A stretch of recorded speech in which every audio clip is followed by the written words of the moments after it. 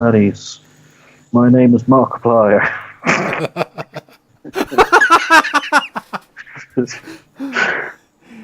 Yeah. Okay, how's it working now? Let's have a look. Yeah, tonight's lesson is brawlers and how much money, my goodness, we threw away at them back in the day. Cretaceous dinosaur. Oh no, this is Cadillacs and dinosaurs. Oh, Cadillac dinosaurs. I Yes, misread that as sorry. Cretaceous. That's alright. I'm just going to pause it a second, dawdle with the audio settings. I keep forgetting to do this, but no, we're fine. It's set minimal. That's good. And now I've got to turn down the audio, my media, because I will hear my own voice and it will get distracting. Yeah, I mean, I'm the same thing allowed to do on this end. Yeah.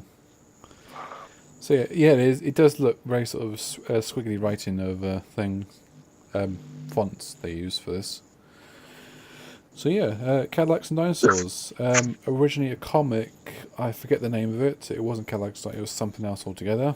And it's almost like gold dust in trying to find it, because it spawned. I will look up the name. I will look it up and I'll tell you the publisher and such. Okay. That's the least I can do. Cheers, thank you, Josh.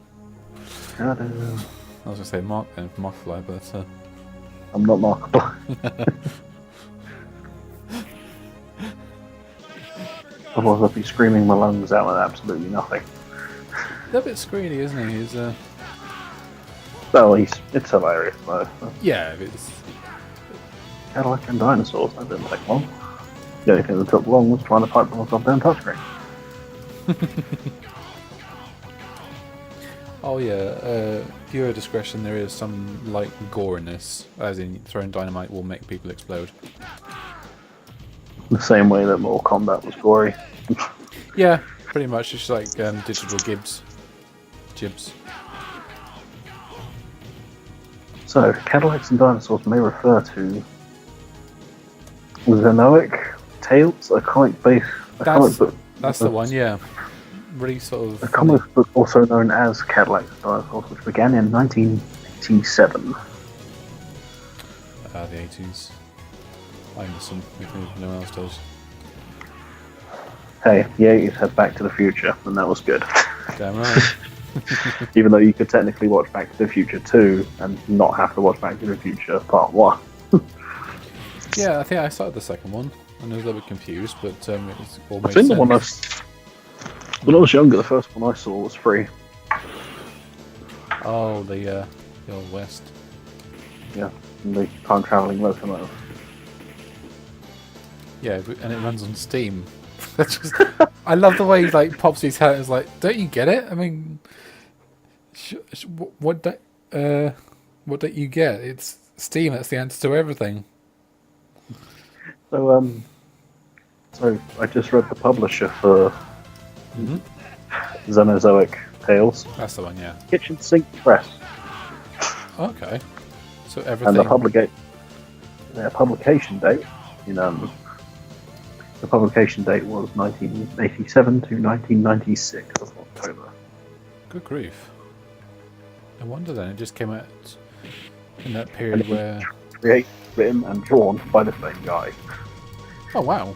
So or just one. Mark Schwartz. Apparently, it's not a bad read. It's rather engaging. Obviously, more violent in its comic form.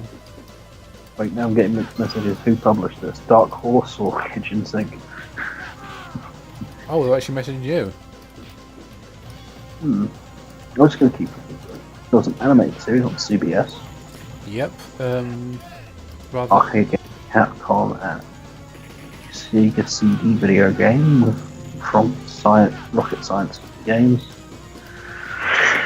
You can definitely tell it's something from the 80s. Action figures, candy bars.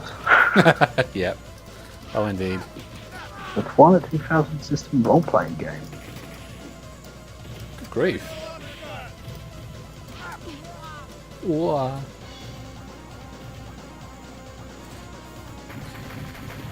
Actually, Shannon, if you're watching, did you used to watch the cartoon of Cadillacs and Dinosaurs? Because I swear I used to as well. It was on very briefly in the early 90s. And Oh, this is pretty interesting. The title Cadillac Dinosaurs and the likeness of the classic Cadillac automobiles were used used with consent of General Motors. yeah, The phrase Cadillac and Dinosaurs as trademark and had licensed it for the comics, the video games, and the animated series. it's funny that, yeah, because back then it wasn't so much hassle getting a license for something, wasn't it? Oh yeah, that's very true. I mean, nowadays, just people throw a hissy fit if you're ever so slightly infringing to a likeness. Like, You play 5 seconds of my song. Give me money. it's actually, yeah. That's why me and Max wanted to put I said to Max, sorry, I meant to say that it would be nice if I could put like a backing track to some of these moments we've had in Lost Planet 2, but it's just a little nightmare. So Just want royalty-free music. oh, like stock sort of stuff. Yeah, there's plenty of. You probably just type in royalty-free music and find stuff. That might work a punt, actually. Yeah, we can't touch it then. As long as you don't use the Jaws theme, you'll be okay. Oh god, yeah, that's Because I think it's kind of a joke that came from The Simpsons, because they used the Batman theme quite a lot in the early series, is because Fox owned the Batman theme, and it was cheap, so they used it a lot. Oh god, I remember that. Okay, it was reprinted by Dark Horse Comics. That makes sense. So they probably pick it And- up and omnibus. And Marvel. Really now? Okay. Yeah, they published 14 issues between 1987 to 1966, and it has been since reprinted by several publishers, including Marvel and Dark Horse. Good grief. Good old Dark Horse, because I know they do sometimes pick up like old Star Wars Marvel stuff that was all rage back in the day and republished it. Yeah, I watch James Reyes. James Reyes used to work for them. He did I can't remember what story it was, but he did one of the short story stints for Dark Horse. Oh, I see. No, Star Wars stuff, I can't remember what it was. That's alright, it's probably come back a bit anyway.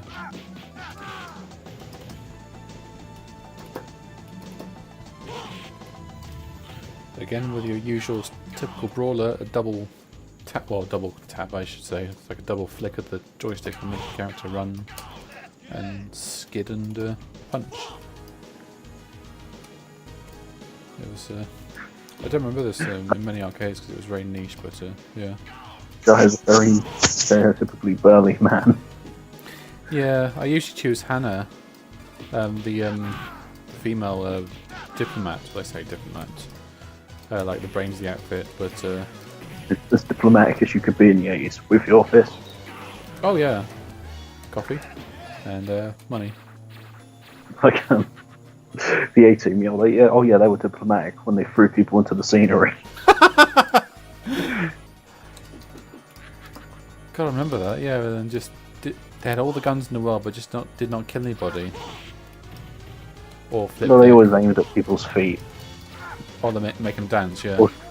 Or shot their tyres out, which caused crashes, which would have killed them, but... Yeah. Stop ringing me. James Reyes.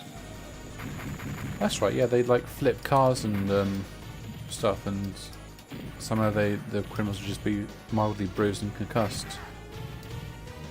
Yeah. Or even the amount of times they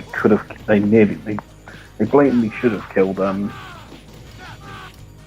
why can't I think of the guy's name? Not the first general that chased them, the guy after that. Oh, that sort of Decker, Colonel Decker. Oh yeah. The amount of times they should have nearly killed Colonel Decker is ridiculous. There was a time when Murdoch got shot in an episode. Really? Yeah, he got shot in an episode, and basically that typical 80s show thing of where one of the characters is injured, so they do a clip show out of it. Oh, I know what you mean. Yeah, but that's very 80s, and you like that sort of slightly harry music to go alongside it. Yeah. Yeah, it's like how in The Simpsons, Hmm. when Homer gets put into a coma because of Bart's overshaken can of stuff. April. It's like that stuff coming out of the chimney. I can't remember that code. It's like, we need pretzels. Repeat, pretzels. No, we don't need these Marvel database. I'm pretty sure James Rose only worked with Marvel. Was Yeah. Star Wars Tales number 21.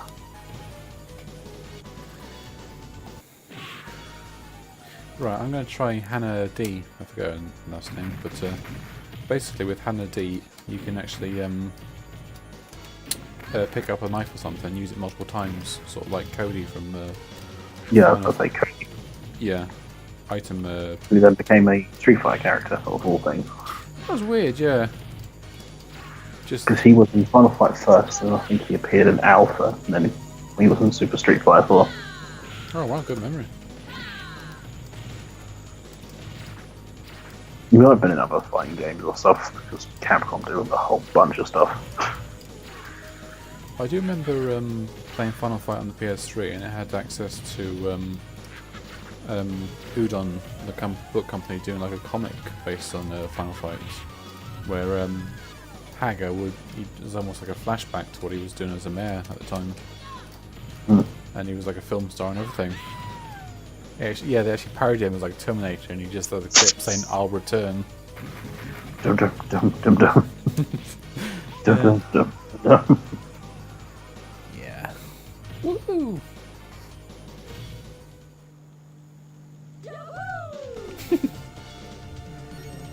Slow motion kill. Yeah, I'm a bit of a post when it comes to that sometimes. I think I remember seeing Cadillacs and Dinosaurs at only one arcade pretty much ever, and it was... I think it was barely played, because a brawler No. would just mean money was gone. He almost resembles really early era, well no, not quite really early era Wonder Woman, but... Oh, Diana, yeah. Yeah, not quite golden age Diana, but probably silver age Diana. Good eye, yeah, I didn't think about that. I mean, around that time, or no, 80s, bloody Wonder Woman was way earlier than 80s. She was created as a bloody wartime comic. That's it, yeah, because was it the She's TV show? She's effectively Marvel DC's equivalent of Captain America, basically what she was created as. Even though Superman's like the big American symbol hero. Yeah, that's true. That was a good point, yeah, because I think the TV show had Diana like set in the wartime fighting Nazis, and Yeah. right, I say fighting Nazis, just knock them out until next week's episode. She wasn't allowed to kill them. Oh no, I mean, like, as Nazis, even though they have sort of rights in fiction, it seems. Apparently, yeah. You tell it to BJ Blazkowicz and he'll laugh at you. This is a tricky bit because you can keep the car intact if I'm actually skillful with it, which I'm not, and just use it to constantly bump in. And there we have it. One of those old style American cars where for some reason the wheel arch covers the wheel. Yeah. It's almost just like for vanity, isn't it? There's probably a reason for it, but I can't imagine it being very popular with people with mechanics when it comes to having to change tyres. Oh goodness, yeah, just balance your tyres and check your treads, yeah, certainly. I mean, unless of course when the car's lifted, then again, I'm not sure if back when old Cadillacs were a thing they had vehicle lifts. Oh, actually funny story about those vehicle lifts.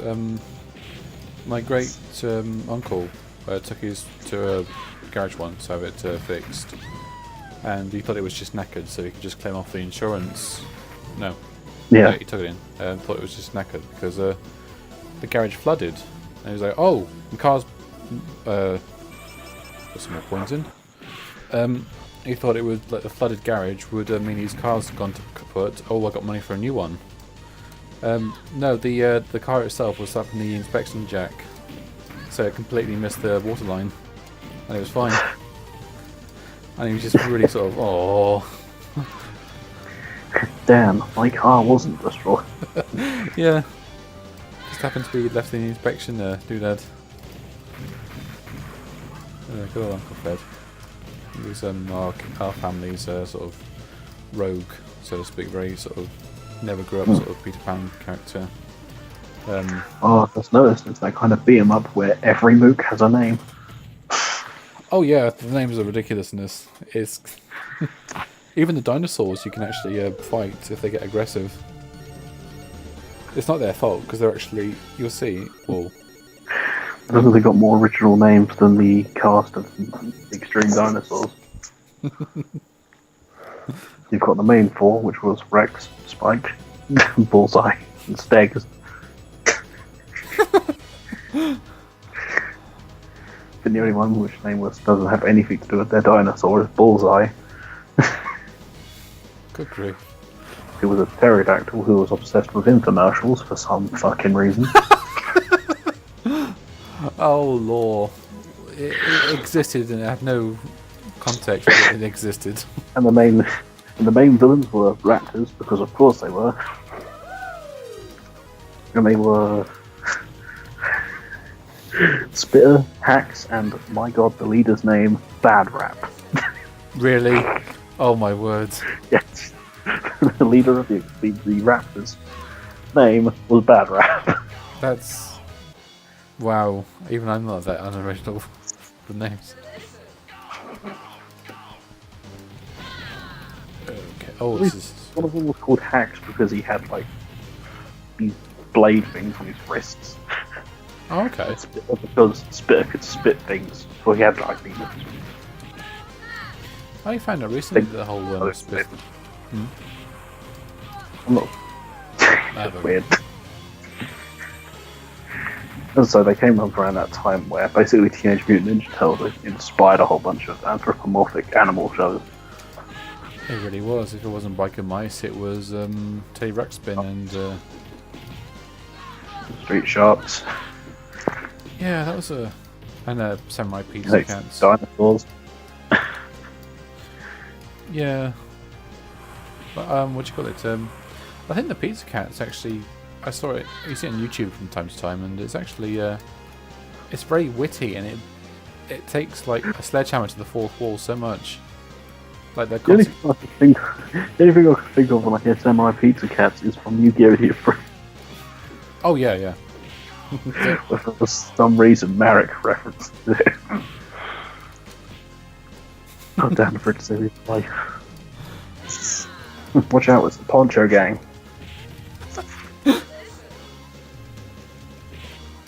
It really is. Oh, there's a chop shop. I remember that being a goddamn plot for an episode of the A-Team. Oh, I think someone's ears are burning. Shannon just said, I'm sorry, did you say Pizza Cats? Yeah. So, yeah, an episode of the A-Team that was like this chop shop ring. And they tried to basically bait them out with Face's Corvette. Oh, okay. But instead, BA's van gets stolen. Oh god, that's crazy. And then it gets more personal because Murdoch's pet plant was in there. Really? Yes. If there's one thing about the A-Team, is Murdoch had many weird things, including many pets. I don't So remember once that. an invisible dog. One time. Oh no, that's just there was one where they did there was one where Murdoch had an invisible horse because he'd been watching like, was it Texas Ranger or something? Oh, okay, yeah. Yeah. So he had an invisible horse.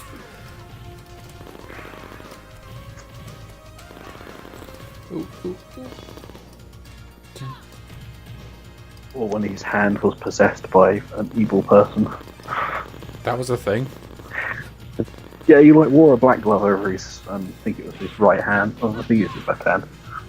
And whenever he held it up, he did like a different voice. Oh, so like a certain hypnotized Russian spy. Yeah, Get out of my yeah. mind, liquid. Colonel Lefty says, keep a stiff upper lip. Oh, that's magic. Even there was an episode where he became friends with a wall-mounted plastic lobster, Seriously? which gets destroyed in fist fight. Oh. And all that's left is a claw, and I think he spends the rest of the episode holding that claw.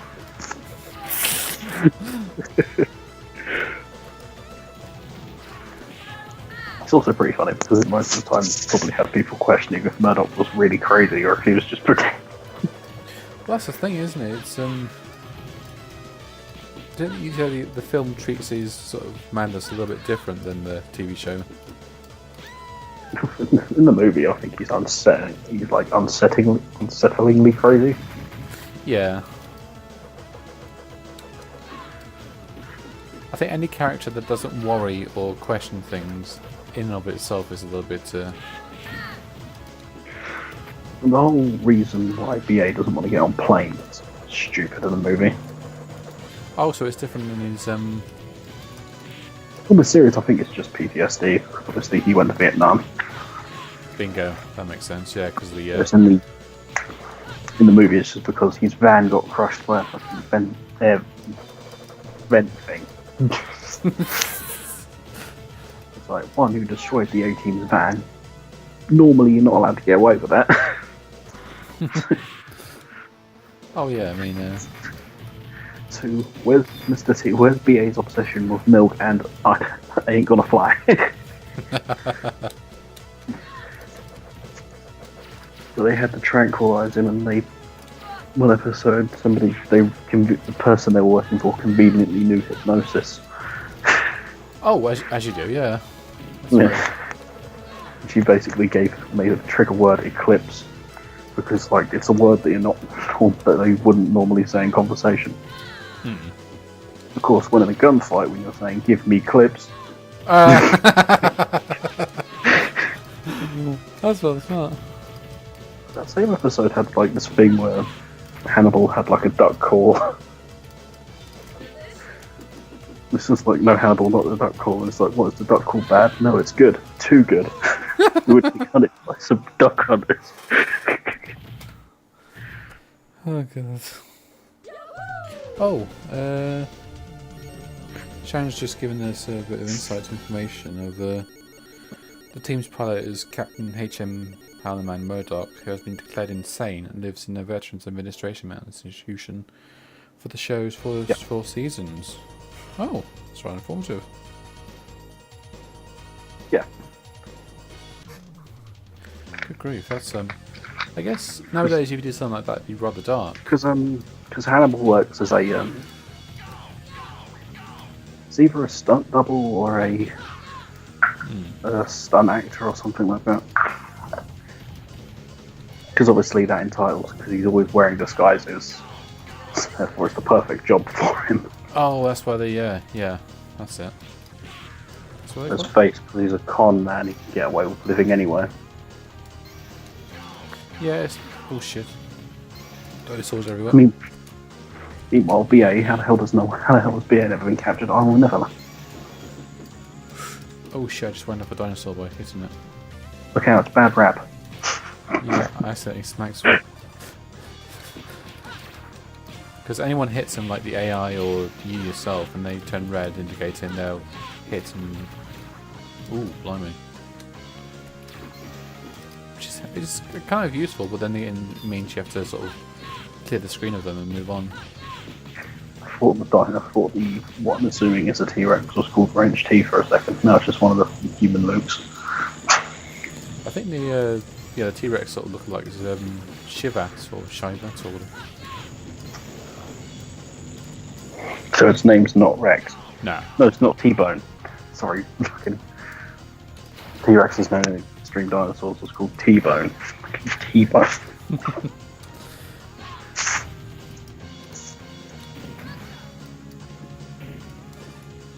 donut. Oh, donut. Floor food. You will always be the staple of health and... Ranking your police officer. Oh, Reality Bites. What? Well, sorry, Realty Bites. That's such a funny episode. If you see in a second, I think that monster just ate that grenade. Blanca, what are you doing? Yeah. Bludge. Also known as Blanca. Oh yeah, it's sort of... Well, I guess it's... Is it Capcom? Well, it was an arcade game done by Capcom, I think they did say, so... Oh, wait, no, he ate the grenade and I picked the grenade up on his dead corpse. Well, As you do. and now to use this on the Soviet army. For all intents and purposes, yeah, it is.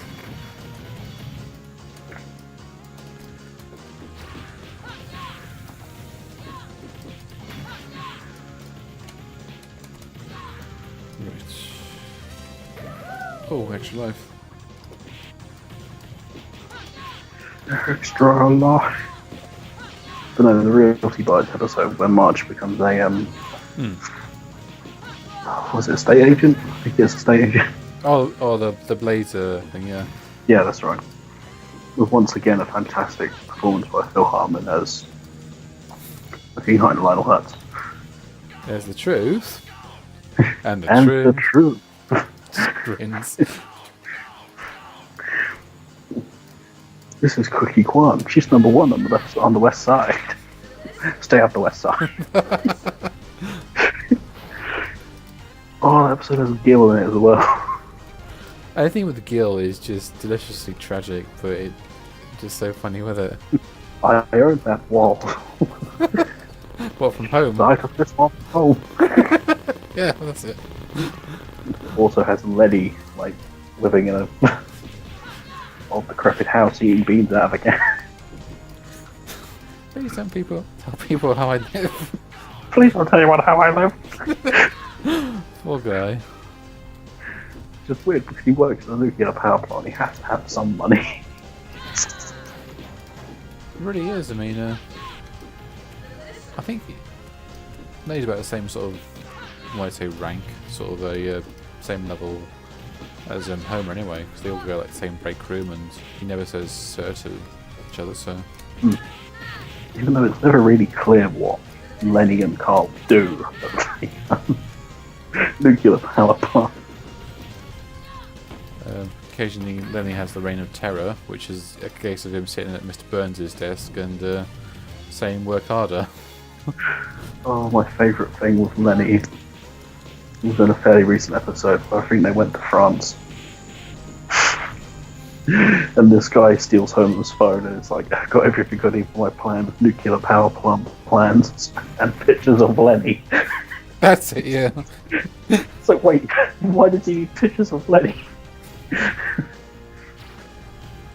Yeah, oh god. For some reason, it's like really popular. Yeah, it's It's happened to Uncle Lenny. Not Lenny! just and the kids chime in with that, don't they?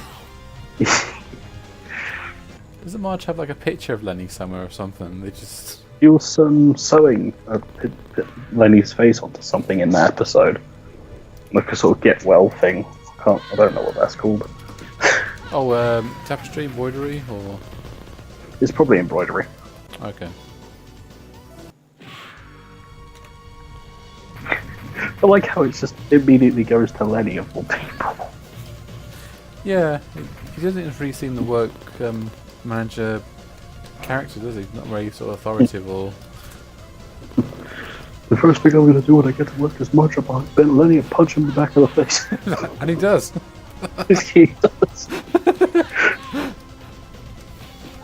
Yeah, because any other show would draw that out until later on in the episode where you see him punch him, but no, just immediately cuts him just going thwack. Yeah. I remember the episode. I think probably one of my more least favourite episodes is the one where they have that area code changed. So like, the poorer people of Springfield have a different area code to the richer people on their phones. Oh, that's true, yeah. it becomes this whole way we build a wall dividing like the rich side of Springfield from the poor side of Springfield. Well, I think what's his name?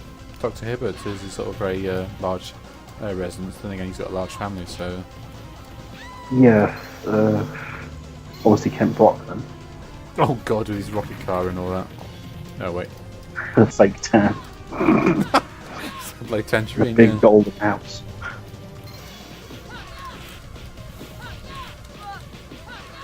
And yeah, that's when was it Bart went around to look for his dog, and he's like, "Oh, okay. I suppose you want me to buy you a new dog." Yeah, that's the episode with that amazing line from Barney. I had a dog once. He's in there somewhere.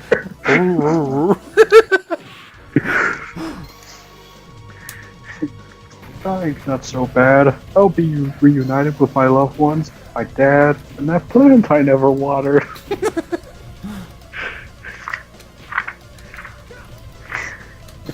Oh, Barney. Oh, Mr. Plow, such a funny episode. One of the weird occasions where they use snow, but it's not a Christmas episode. Oh, really? Yeah, Mr. Plow wasn't. Oh, that's Mr. it. Plow Yeah. episode had nothing to do with Christmas. It was just an episode where there was snow.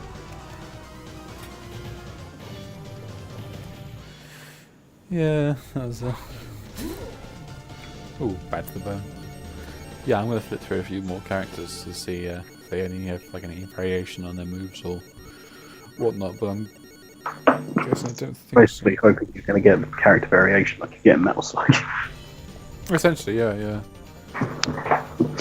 Theo, who has a different kind of pistol, and that's about it. Yep.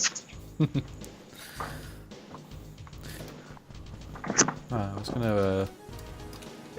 I might do some more metal slug later this week or next week, whenever, with a mate of mine. He's he was playing Metal Slug 3 the other day, and it was really just fun to play it with someone else for once, because I play it with Kyle, and that's about it. No one seems to either have it or wants to play it. I have it, but you don't want to play with me because I'm awful at Metal Slug. No, trust me. Nobody's allowed to be good at Metal Slug. It is punishing. So, I saw a recent playthrough of Metal Slug 6, and it's worse than I imagined because, well, from remembered even. When you pick up a power up, you're only given like a few bullets for each thing, like a flame or shotgun or whatever. And enemies are relentless. Like it's just taking the mick.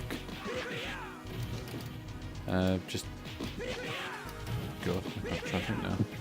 See, it's like all Resident Evils where there wasn't an abundance of ammo.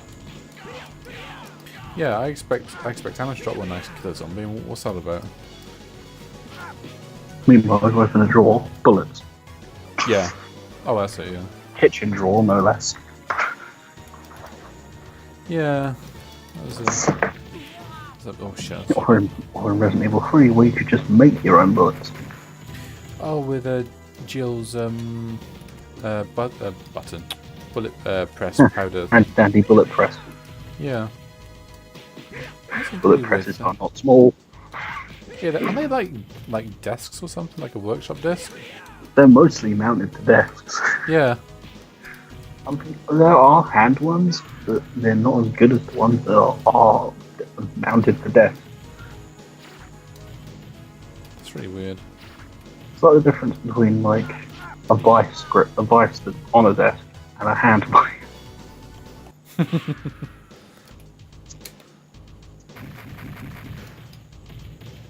Oh, got a character that says it's high powered, so how's this going to vary? Well, I kind of continue screens because I told it, like mocking you and you need to continue your punching the things. Yeah, you'll get the message one day, but until then. These characters took a leaf out of Ultraman Hikari's book. Punch it in the face. Oh god, I can sort of. I don't know why I specify Ultraman Hikari when it comes to face punching. I think. Well, speaking of that, I think I just Chris Holt threw somebody.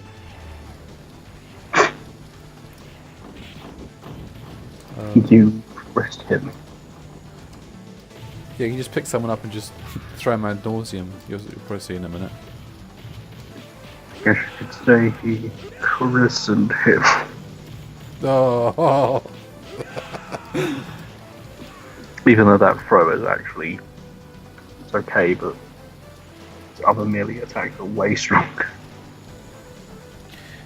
yeah, it's Is it one of those like deceptively powerful attacks, but not really? Like It sometimes can't decapitate an enemy, even though he's directly throwing their head at the floor. yeah, that's something like that. Yeah, it's like But it is handy for crowd control.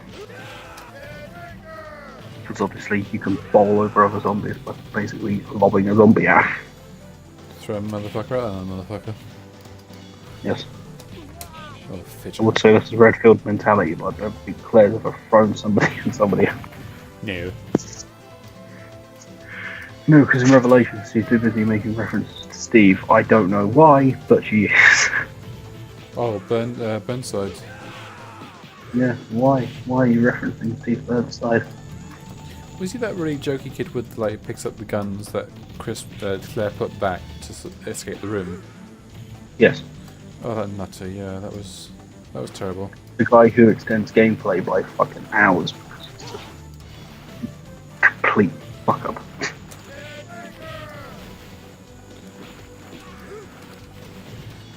Ooh, damn it! Oh, got Blanca again. Great. Not Blanca. Oh yeah. Not Blanca. Flying kicks. That could be interesting. I can't. Jean-Luc Picard. I don't know what that's to do with me.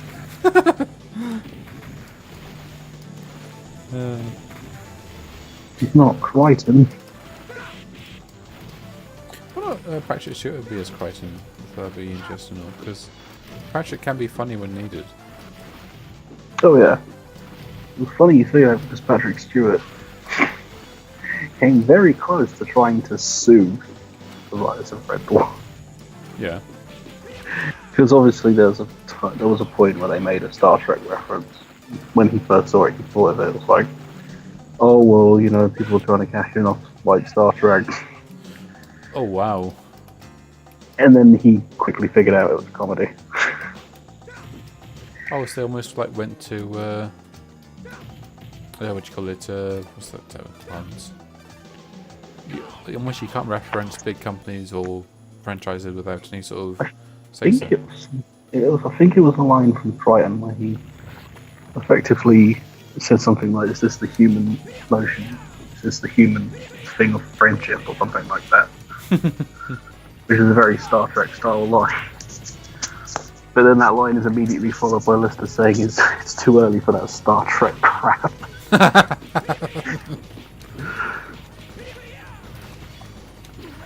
Oh god, I hate this guy.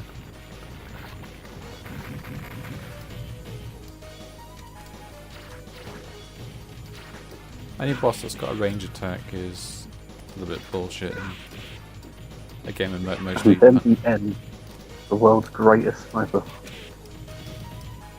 Oh yeah, yeah. Able to shoot Snake in the eye with a trank dart while he's diabolic. Oh yeah, because that's what he's carrying at the time, isn't it? No, he's not out to kill you, he's just out to capture you. Oh okay. Even though his sniper rifle is very... Even though his sniper rifle has been modified slightly for like, I think like parachute missions. Oh boy, got the big ones. Was it one time you were rolling, Snake was rolling and you actually caught him in the leg or something, or is that what they? He hit me in the knee. I think he got me right in the forehead. While dive rolling. Then of course the wonderful thing that the guards do in that game where they start shooting at Snake's crotch. If you go back and change any aspect, like on the development side of Metal Gear 3, like anything that really bugged you, what would you consider To be doing? honest, really. Sorry? Nothing really. I'm pretty much happy with how Metal Gear Solid 3 is as a whole. Okay. I think compared to a lot of the other ones, it doesn't really go into much pseudoscience, as it were. It's... I mean, fair enough, the I suppose maybe the placement of certain things, but yeah. the water camouflage is not even useful at all in that game. So Oh god, yeah, I remember that. the water face paint that you have to backtrack to get. Oh, that's it. Yeah, you had to, didn't you? I remember when you were showing us that. Because you can't get it on the first time through the river, you have to get it on the way back. And you don't even go back that way. You have to do it after you've beaten the fear. That's it, yeah, because it's like a pass-through for the warehouse, and yeah, oh god. That takes me back. It isn't a big boss fight. It's kind of easy, once you understand that he's always going to jump a set different distance from Snake. He's never going to jump too far away. Yeah. Because you can't shoot Snake unless Snake's in his line of sight, so... Does he have like two crossbows? Like one's big and the other one's small? I believe he has to, yeah. And he uses the poison of the brilliant wandering spider as a... Yeah. His camouflage is useless though. I mean, I fair enough, the camo's index is nice, but I'm not even stuck in the stamina. That's the core of the survival in that game.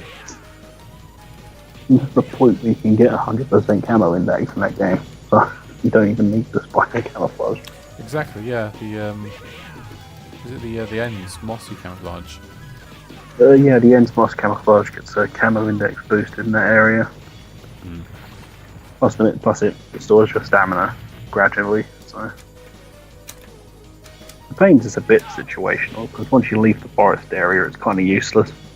Oh yeah, because it goes from more urban, isn't it, and then obviously into the base and... With that, and you also don't have to worry about hornets anymore. Because once you leave the forest, there's no hornet. Its other use is pretty handy though, like on repeated playthroughs. It saves on having to use bug juice. Because while you're in the water wearing hornet camo, you don't get attacked by leeches. I hated that, yeah, because I remember going to the water and then you find your stamina's dropping and I think, okay. It's like, oh, just bloody little... I think you use the cigar or something to burn it off. Yeah, you burn off with a cigar. Which apparently is really bad because it kills the leech and makes them go to take the blood back into you. Really, Snake just should be running the blade of his knife. Yeah, you can slice them off, yeah, that's the thing. Yeah.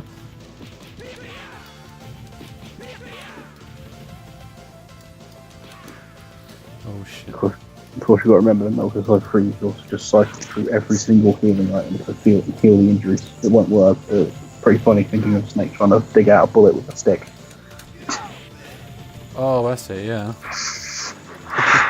Or deep laceration, stick a stick in there, then sew it up. Yep. I like how there's splints there for broken bones. Because you know, Snake doesn't need the weeks of recovery for a bone to heal. Yeah, because that's going to put you out of action, like in terms of walking immediately. When the boss broke his arm, he couldn't move his arm. Oh, in the cutscene, wasn't it? Yeah, his arm was broken for the whole cutscene. He had to reset it and everything. What was I going to search for? I can't fucking remember somewhere.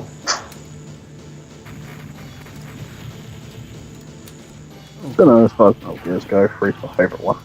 Yeah, it's... In the, I don't really think I like any others after that though.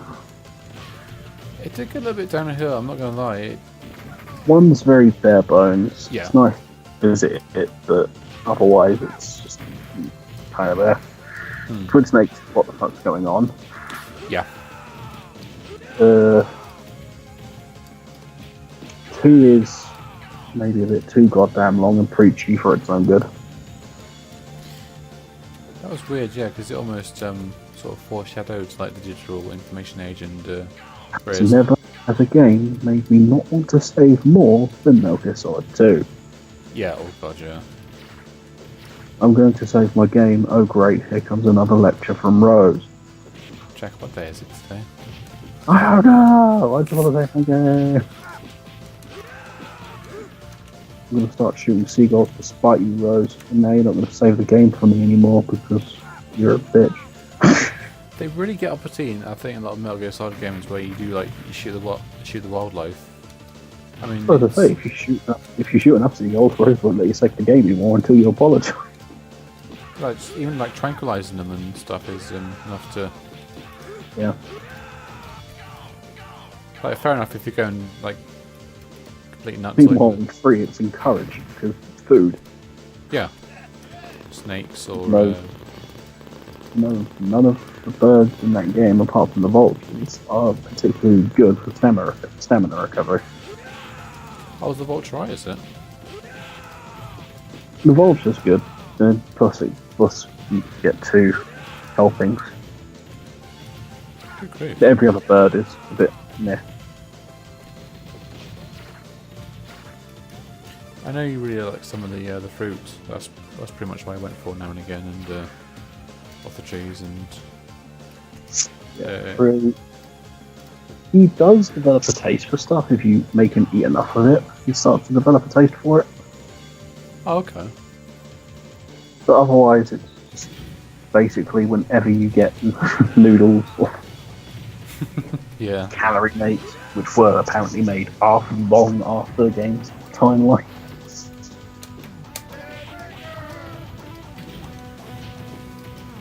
I think calorie mates weren't invented till the 90s.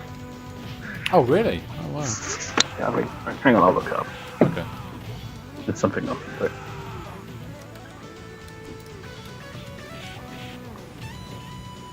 Plus, hornet nest. Oh god, yeah, it's like, is it like a form of honey? Some sort of. Well, it's like when paramedics talks about it. She says everything in a hornet's nest is edible. Yeah, the larvae, the honeycomb. Of course, if you throw a hornet's nest through the pain swarm of hornets, you get a pains hornet nest. Oh, really? And all that really does is serve as an extra food item for you to get if you want to get the easy gun in any other difficulty. Oh, I see. You have to, with these gun, you have to get all the or just eat everything. All food items and plant items in the game. Okay, right, yeah. You don't have to eat everything, but Including that Narcos style mushroom. so you can eat that. It does fully restore your stamina. You fall asleep, but then there's only 2 places in the game it actually appears in. Inside the research center, the Grannon's research lab. Oh yeah. In the area leading up to the end. That's like the little courtyard, isn't it? Like a little, well, garden, so to speak.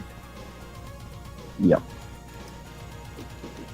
Now I'm going to spend a few years trying to learn how to stomp calories.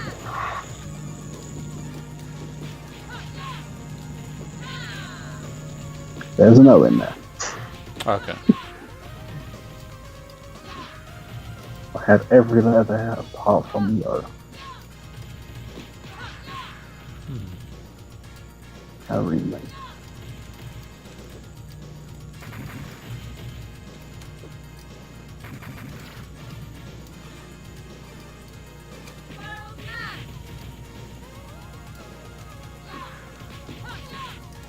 Calorie Mate is a brand of nutritional energy bar and energy gel foods produced by Japanese words Okay. in Japan, and was first released in 1983, debuting with the cheese flavored block. That's a long time after Metal. That's a long time after the Metal Gear Solid. about 20 years, isn't it, thereabouts, give or take? Does 3 take place after World War Two?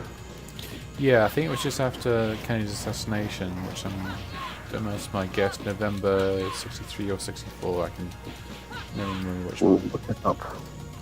Should know this off the top of my head, but for some reason they don't actually say year, Melvis. A whole lot.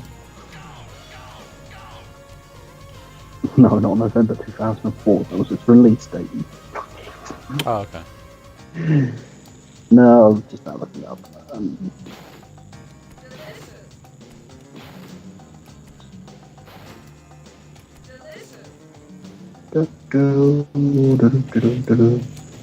Yes. Here you can the name is plastered all over this thing. There. Just in case if we ever probably won't ever forget. 1960 Soviet jungle. 1960 Soviet jungle setting. Okay, 1960s. 1960 what? Yeah, that's a Pacific.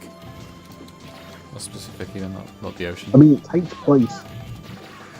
The virtuous mission, I think, is a few months before the Snake Eater initially. Yeah. That's it, yeah, because few events. 1964. When Metal Gear Solid 3 takes place. Great. Okay, so I thought it was one of the.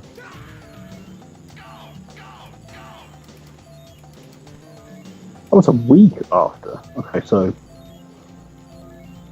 the Operation Snake Eater is a week after the Virtuous mission. Okay. Yeah, I see, because he spends a few weeks in hospital, doesn't he? Yeah. After getting ever so slightly nuked. And smoking Cuban cigars. Yep. 1960s healthy, ladies and gentlemen. That was weird for a time, wasn't it? Like, doctors just did not mind having a smoke while they were seeing to you. Well, there was also a time where, like, smoke a certain brand of cigarette, doctor, insert name here, approved. Oh, so the Surgeon General. Yeah.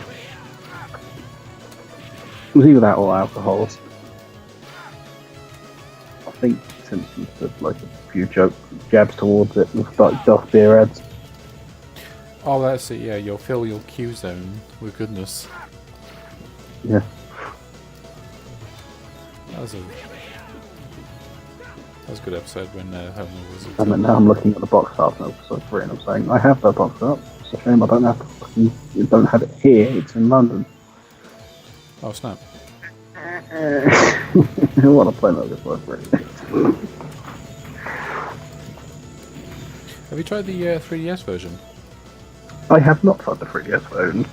Okay. I've heard decent stuff about it. The only problem is it has that stupid free cam from the other version I really don't like. Oh, the one from Subsistence. Yes, that camera. I don't like that camera. The problem I have with that camera is just like, let's take Metal Gear Solid 3 and make it really freaking easy. Yeah, because most of the time it was almost like directly overhead. Obviously it's like angle, but yeah, it was just a very limited area what you could see. Yeah. Let alone what you could see in the jungle. Okay. Yeah, which is supposed to be the case because you're in a jungle. If you wanted to see anything ahead of you, you use first person view. Yeah, that's it. You had the trade-off of being able to see more but not being able to move. I mean, you could also do the other thing, we just run forward blindly firing a shotgun and hitting everyone in the process. It's still stuff they can't see, I suppose, no matter how loud you are. No, they can hear the shotgun. It's just too late by the time they heard it. Yeah. Can't call it in. Oh, I think I've almost finished the game. After about 20 odd continues, thereabouts.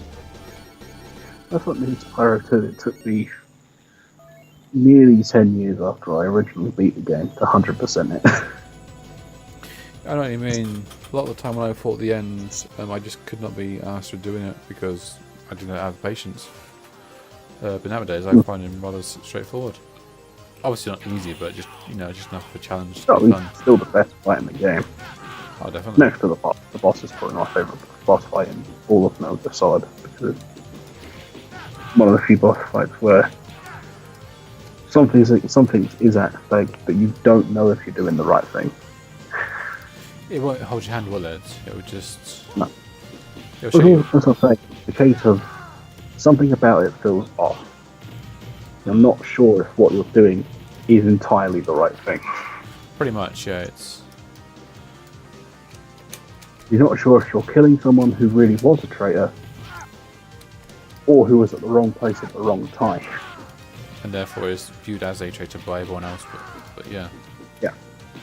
Yeah, it wasn't clear like that, and I do like any sort of fiction that's blurs line between villain and hero.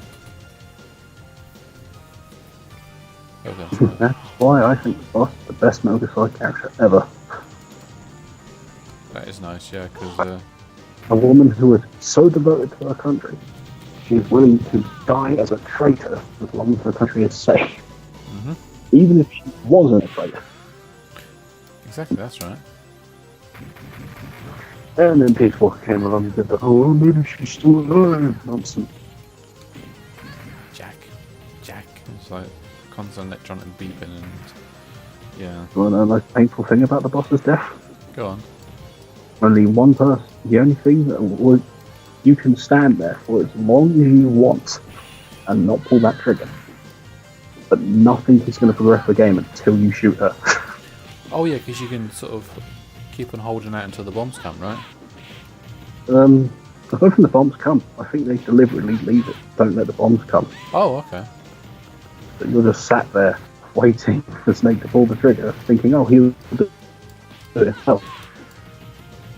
He never does it himself. Sort of like there's a scene in Metal Gear Solid 5 where you can actually do that with Quiet and one other chap, and we just actually make you pull the trigger or you choose not to. And That is, they give the option of choosing not to. yeah, you can kill Quiet, but it screws the story because there's no, if she's not around, then certain elements obviously can't be done. Obviously, she doesn't survive the situation. Hasn't survived because she's not mentioned everywhere else. Which is the problem when you make all your games afterwards prequel when you finished the fucking story. Yeah, I mean, I like retcon as much as the next person, but my goodness.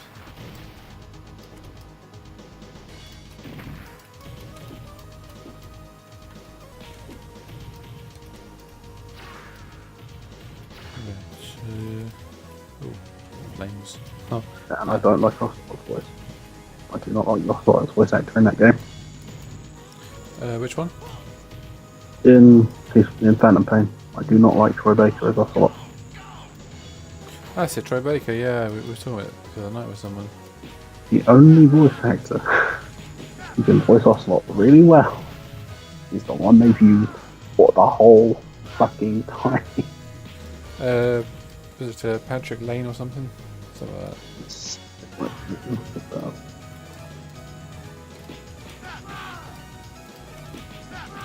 Yeah, something he's voicing like Metal Gear Solid 2. He comes aboard the Discovery and almost boasts, and he knows from the get-go nothing's going to happen, and just almost like too smug, and that's Ocelot, yeah.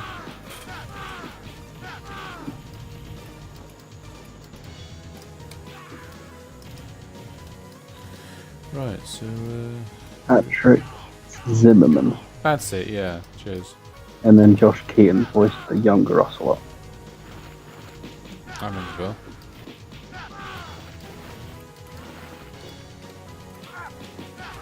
There's a bug in the HD collection that you couldn't actually go back to the comedy theatre or the silly moments they snuck in. Oh yeah, all the what you mean, the stuff from Free and such? Yeah, like Yeah, well, they had the Subsistence and stuff from Subsistence, just not the bonus stuff, because I think that was all on its own disc. Yeah, and the Ape Escape is obviously Sony's baby, so Hmm. it's a shame. I enjoyed seeing that sometimes. I still think the funniest thing is that I think Ape Escape 3 came out first, but they did the whole Metal Gear Solid. Okay. Hang on with that. But basically, it's Metal Gear Solid, but you're a monkey. Oh wow, I didn't know that. Yeah, because Ape Escape 3 actually progressed through the game to buy mini games, Yeah. and getting money in that game is stupidly easy. Oh, that's a nice change. Because there's a point in one of the levels where enemies don't stop respawning. You can just literally kill them. And the more coins you pick up in a row, you get like a multiplier. Good grief. I played a lot of Ape Escape 3. Like Ape Escape 2, which was a goddamn nightmare, Ape Escape 3 was actually a lot of fun. Looks like we have a total. Okay, Ape Escape 3 came out after Metal Gear Solid 3. So, Yeah. Metal Gear Solid 3 did the monkey catching minigame, and then Ape Escape returned the favour by putting Metal Gear in. Okay. Yeah, they're under. They both Konami? No, it's No, it's someone else. Isn't developers it? are Sony Computer Entertainment Japan. And publisher is Sony. Basically, Sony Computer Entertainment is Sony's own product. In-house. That makes sense why they couldn't export it to the HD versions because they were on different formats. And We're still waiting for a new Ape Escape game. For God's sake, release a new Ape Escape. yeah, it's fun watching you two play that. I enjoy that. Just keep a pterodactyl called Zeke in the face. Take that, Zeke. Oh, Preferable. Well, who knows? Maybe with the Crash Bandicoot trilogy, with Sonic Mania doing so well, maybe there's possible chance for Ape Escape coming out. A new Ape Escape. I hope so, yeah, because like I said, I never played them, but I've seen people do it from time to time. And was it the dual shock system it used in terms of like movement and weapons? Yeah. Yeah. Your shock was how you moved around and used your gadgets. Okay, right. And the triggers were used for jumping. That's weird. Yeah, I think both right and R2 and L2. R1 and R2 jumped. I can't remember what the L buttons did. One of them, I think, was first person.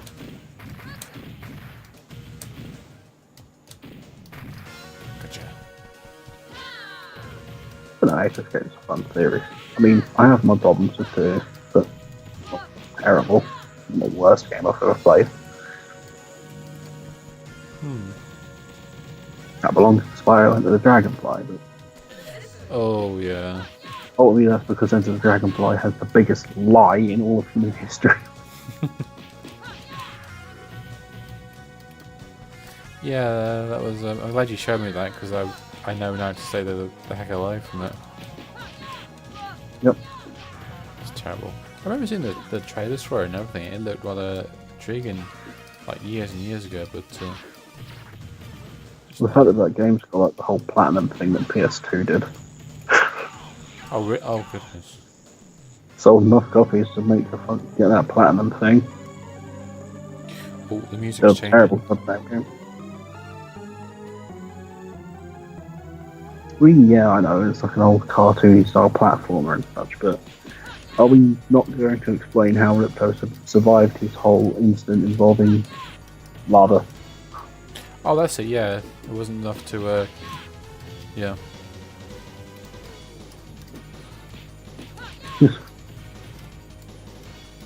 There's also the fact, they bring back Hunter, Ripto, and Moneybag, and they don't bring back anyone else from Spider-Man. Good grief. So it's like Yes, never mind the lore and Professor, even though it's a level which would perfectly suit Professor being there, but never mind. Let's replace him with, for some reason, German lab rat scientists.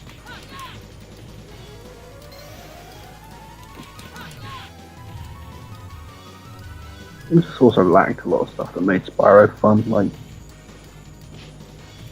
the music was not really that good. Oh, okay, that's a bit of a shame.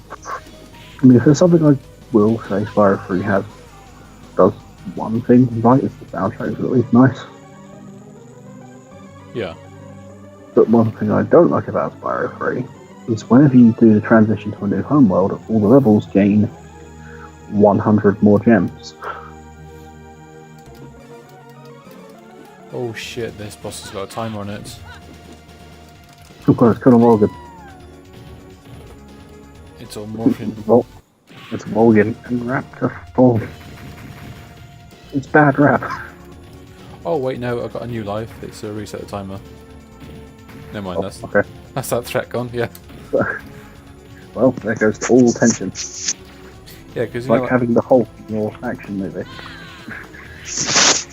well, it's like some like Street Fighter and a lot of brawlers back in the day. They had timers, so if some kid had to be called away, like to go outside with his mum or something, and had to stop playing the game would not freeze there. It would just like time out, go back to game over, and Yeah. so on and so forth. But I think Yep. An invisible timer in Metal Gear Solid 3 when fighting the boss. oh god, yeah. And Emma. 7 minutes. You had 7 minutes to beat the boss. Oh, question. That's from Resident Evil 5, isn't it? With Wesker.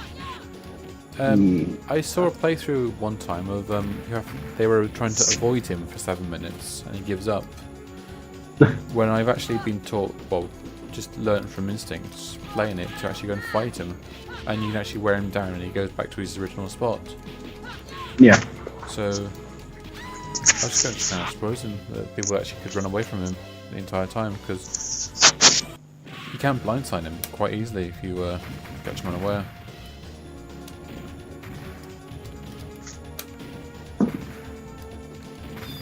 Ooh. Yeah. Even his Matrix stuff can't protect him from being two-pronged attacked by 2 players. He's not very good at seeing like long distance as well, I've noticed. Not because he wears sunglasses, because he's a bloody idiot. Yeah. People can call Wesker a badass all they want. He's an idiot. He is rather corny. I mean, I feel like his outfit, like the sort of very sort of 80s leathery skin, snakeskin sort of looking thing, but oh. He's also a complete bitch in Code Veronica, so there you go. Oh, he's in that as well, is he? Yeah, he's in Code Veronica. Because he's after the Veronica virus. Oh, I see. Yeah, I remember now. His lab's gonna explode. Right. Run. I think Chris fights him. I think. Yeah. Because for some reason the whole, oh, you play as Chris and Claire. Meh. You play as Redfield A and Redfield B. That is basically their personality traits. They're both basically action hero. Oh, I fucked myself over. I should have run in that last weekend, so I thought it was a cutscene. Damn. Bad ending. Yeah, it really is. I should have run. Oh, he's dead. Yeah, because I just sat back and looked at the credits roll, and you think, well, that's it. The boss is over. Roll on the epilogue. Yeah, you think you've got immunity in the cutscene, but then it turns out, no, you don't. Yeah, actually, I will wait at the credits to see if he does turn up with Jack and Hannah. It's like when you're fighting, what's his name? It's like when you first meet Krauser in Resident Evil 4, and you think, oh, it's going to be fine. Suddenly, the world's longest cutscene. Oh, God, yeah. And Leon somehow gets a vertical cut scar across his face. Oh, No, a horizontal scar. No, Leon gets a horizontal scar across his face from a vertical stab. that's it, yeah. Oh, yeah, because he got nicked in the cheek. Yeah, from a stab coming down.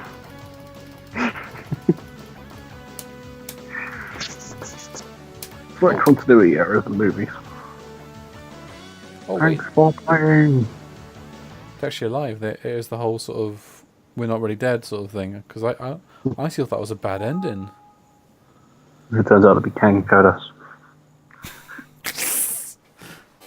I I'm want to. Kang, and this is my sister Kodos. Hello. Hello. Alright, what else we. That is Dan Castanella and Harry Shearer voicing Kang Kodos. And I like how they've pretty much shown up in every Treehouse of Horror that fail. They have, yeah, even as like sort of after credits sort of things or a narrative. Yeah. Because that's the only time they ever use Kang Kodos is the Treehouse of Horrors. Yeah, because the Treehouse isn't generally canon, isn't it? It's its own little bubble universe. Yeah, it's just funny stories that the writers get to make. Oh, this game has a story of the usual. Usual shtick. Yeah, the humans try to rule over this species of near-human creatures, and then rebellion ensues, and a war breaks out. But it turns out the war is only not representative of the people, so that The Patriots. Lo, how's that possible? Hallelujah. How did you know? Yeah, that was a weird thing that they couldn't say the Patriots. Their bodies would say la lo. That's because for some reason they were, for some reason, capable of saying Patriot. Yet they still knew about the Patriot. Exactly, yeah. Like, Drebin. Yeah. Right, this game is called... Or the rather uncreatively named Rat Patrol, which somehow spells out Patriot. Yeah, that's... Oh, yeah. Or, Even though it's got an L in it and not an I. Yeah, that was a bit of discrepancy, wasn't it? It's like, yeah, but a lowercase L looks like an I. No, a lowercase L is an L. Oh my god, you can morph in this if you get 3 players in the game. The Mighty Morphin Power Rage. I've never seen that before, because obviously you've never played with 3 people, but you'll see in a second of, like, the... Yeah, I've just seen that they just morph into a big mech thing. I've never seen this before. That is awesome. It's like JoJo's Bizarre Adventure. It's nothing like JoJo's Bizarre Adventure. Yeah, Armored Warriors came out at a period when, the late come up to mid-90s, when the arcade was essentially losing out to the consoles, because the consoles were getting as powerful as some games, and the conversions, like ports to consoles, wasn't that bad. Yeah, some people find it very valuable to have an arcade cabinet in their home. Yeah. And nowadays, and just ROM it and put a CRT. And Siren looks like Meryl. Yeah, she does, and she...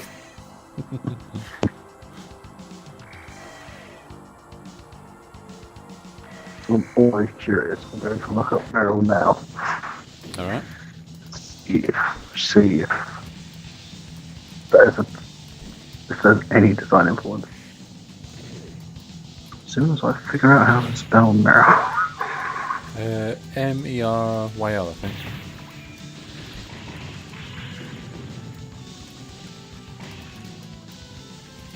Silverberg.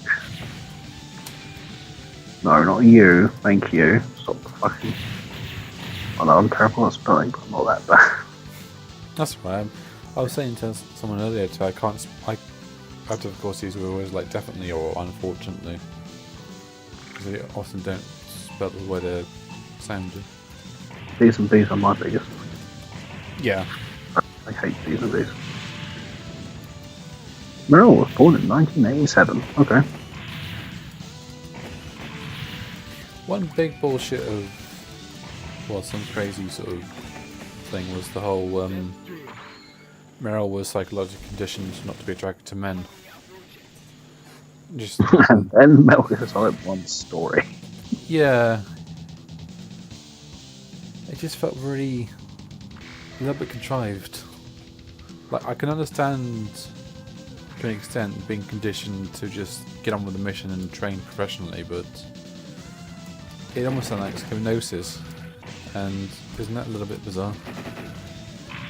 Yeah, it's not actually fought for 2 men.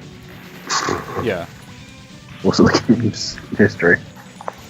that's it, yeah.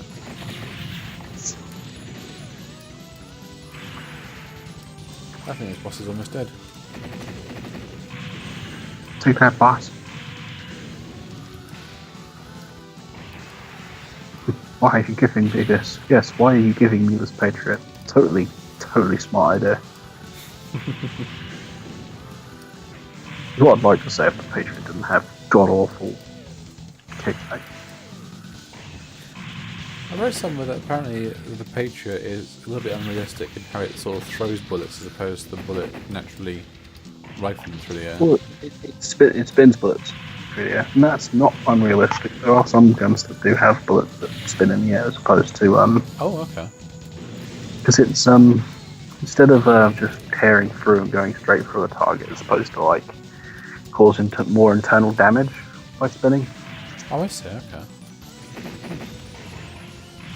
And of course, the Patriot has an infinity fucking feeding well. Yeah, which is... So do it forever.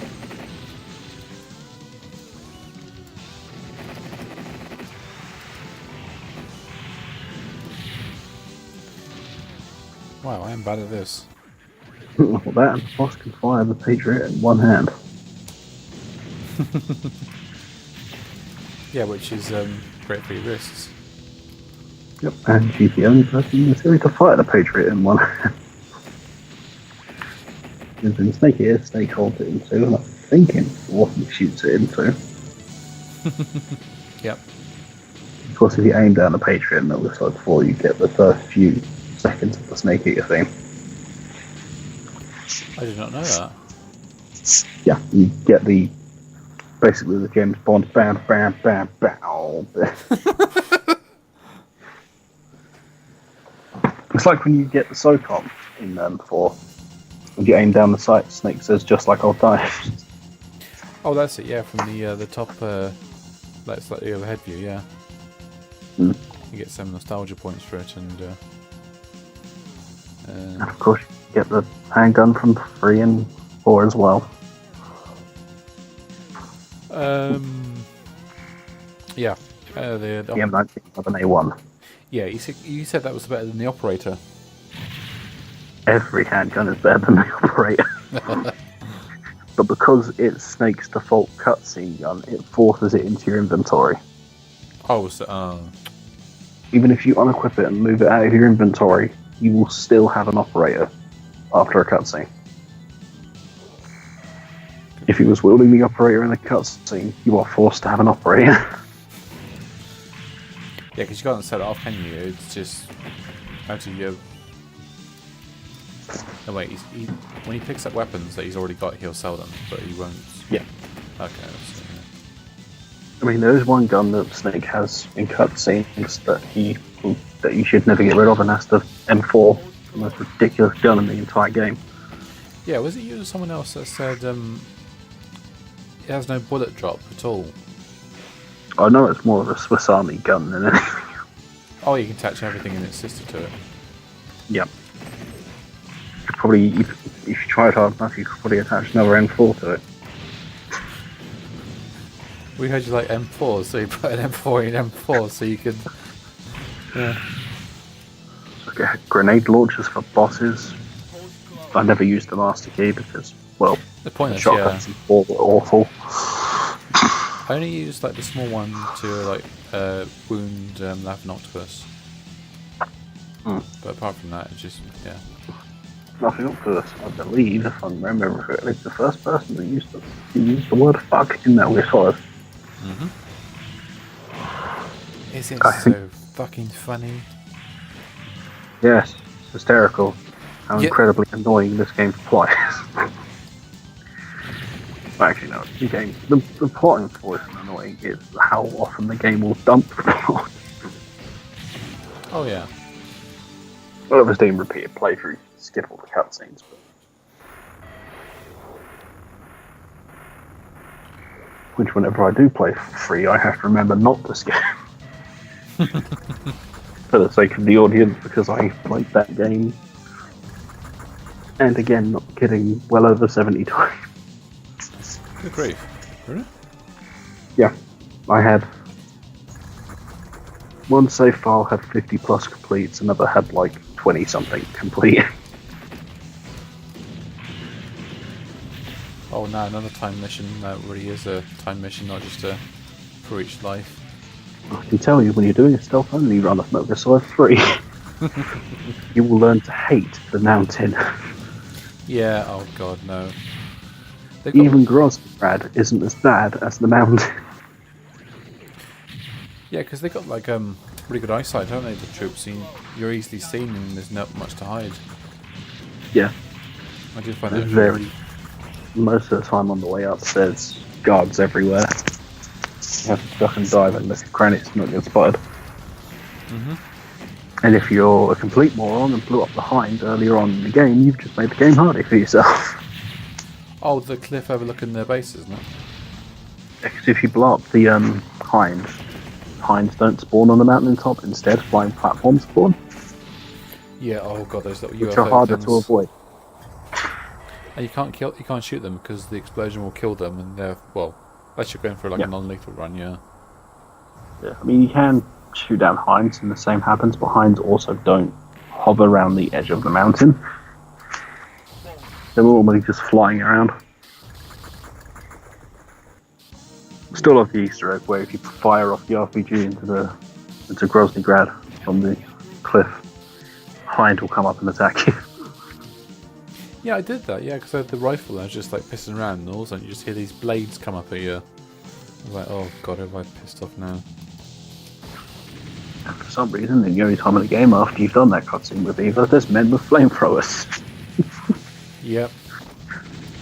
They're not, I swear, are they? They're just in that area. Yeah, they're just in that area. And they're very easy to avoid.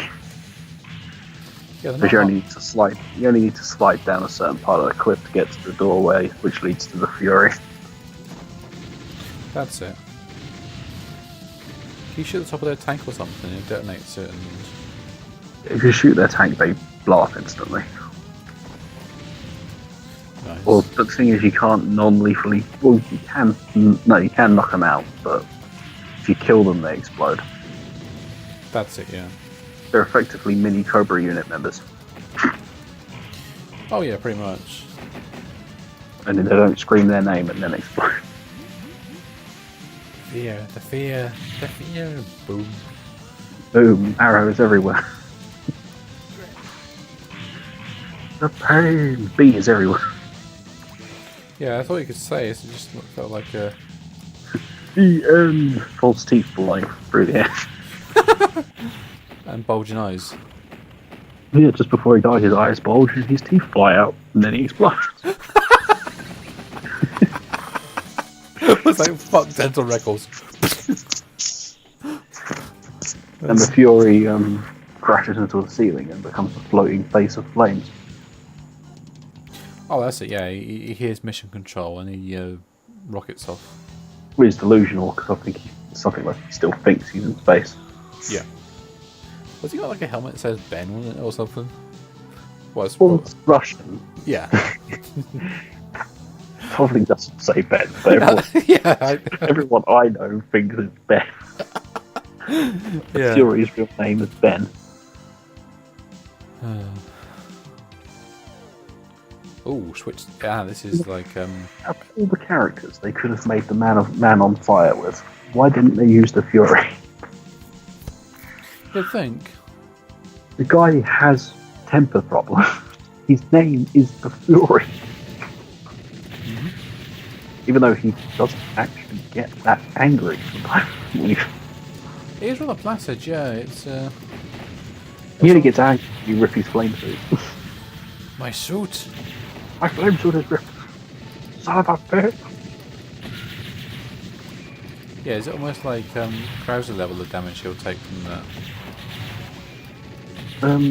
I think until you do damage to his flame suit, he takes less damage from gunfire. Oh, I get you, yeah. which is why the knife is the most effective weapon on him, and it's still fucking annoying that I can't kill him as quickly as he used to. Give me perfect. Got perfect. Nice. It's like when you're doing time trials for free. Yeah. Obviously, you get points for doing non-lethal.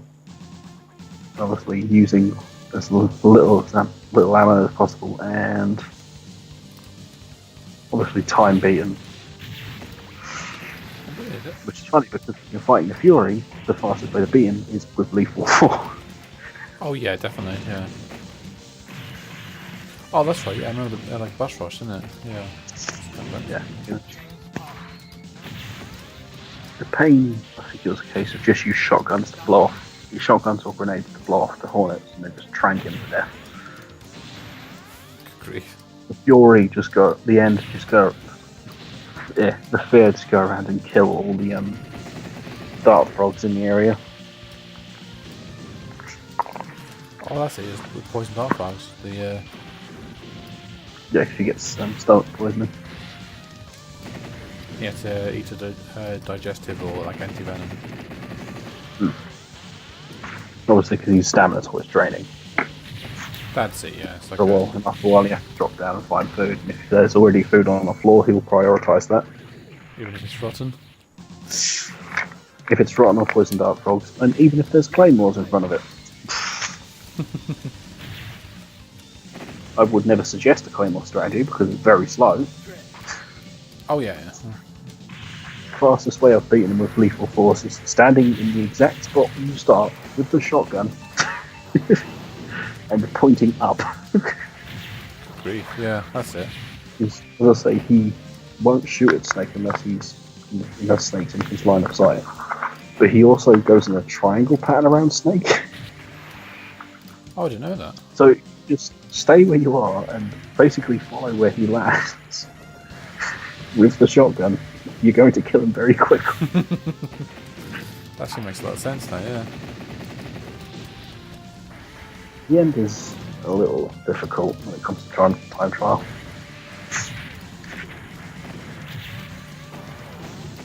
It's obviously the best way to get enough points is to trank him. It's tracking the old coot and getting the time to trank him. God, that takes it back. Right, I'm going to play as Meryl now, so let's see how I do with this. Or Meryl, not Meryl. Okay, and the Ocelot unit basically just throws stun grenades. Yeah, I didn't really find much of a threat in the bit where you get what's his name?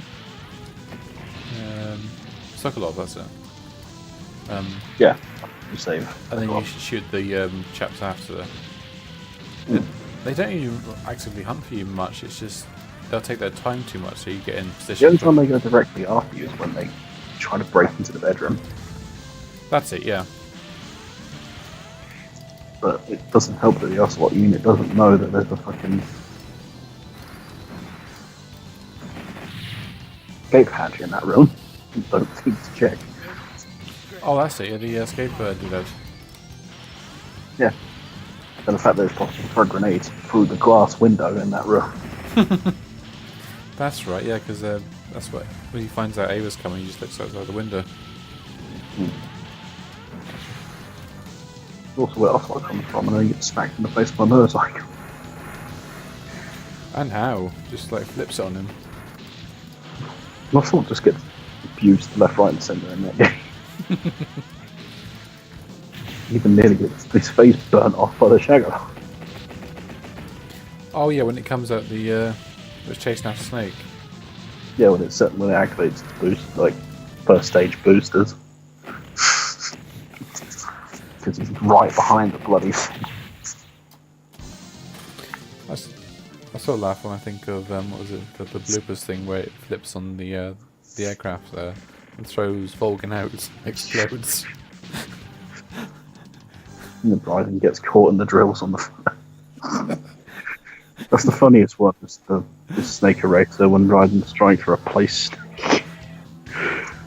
You can't do that, time paradox, and then it just beams him out. gets destroyed by the boss, slapped right in the face. Yeah, I don't mind Ryan as a character. I mean, I feel like he's almost like the whipping boy for the protagonist, the antagonist kind of thing, which... I think it's a case of people hate him because of the whole stunt video Numa pulled with him. Oh, the initial... Yeah, because he wasn't anywhere in the trailers or the demos for 2. And all of a sudden, out of the blue, Snake's only playable for 2 hours of the game, and then the rest of the character riding that nobody knew about. There's a thing, yeah. The runs fine. Also, the fact that the game he's from has got that annoying preachy. Yeah. I'm fighting mechs and suddenly I have to work out what day it is. I mean, it's not even indicative of what point this is the real Rose and when the fake one takes over. Yeah. Because I'm guessing that the kernel from the start is always going to be a fake. So the kernel's always an AI. Everybody, apart from Snake, Archon, and a few of the other people he talks on Codec. Yeah. Rose and the Rose and kernel he talks through Codec are, at least I think initially maybe Rose is real, but once he gets to the Arsenal gear, it's the AI replacement. Yeah, very obvious then, yeah, because I think at some point you can tell it's a fake kernel the way he just almost seems very blasé over small things and changes the objective at will. Try to turn off the game console. What? And then show footage from like Game Boy games. No. Sorry, it was mission briefing from Dialogue game for the Game Boy game, and it was a screenshot or a screen playthrough of first Metal Gear game. Yeah.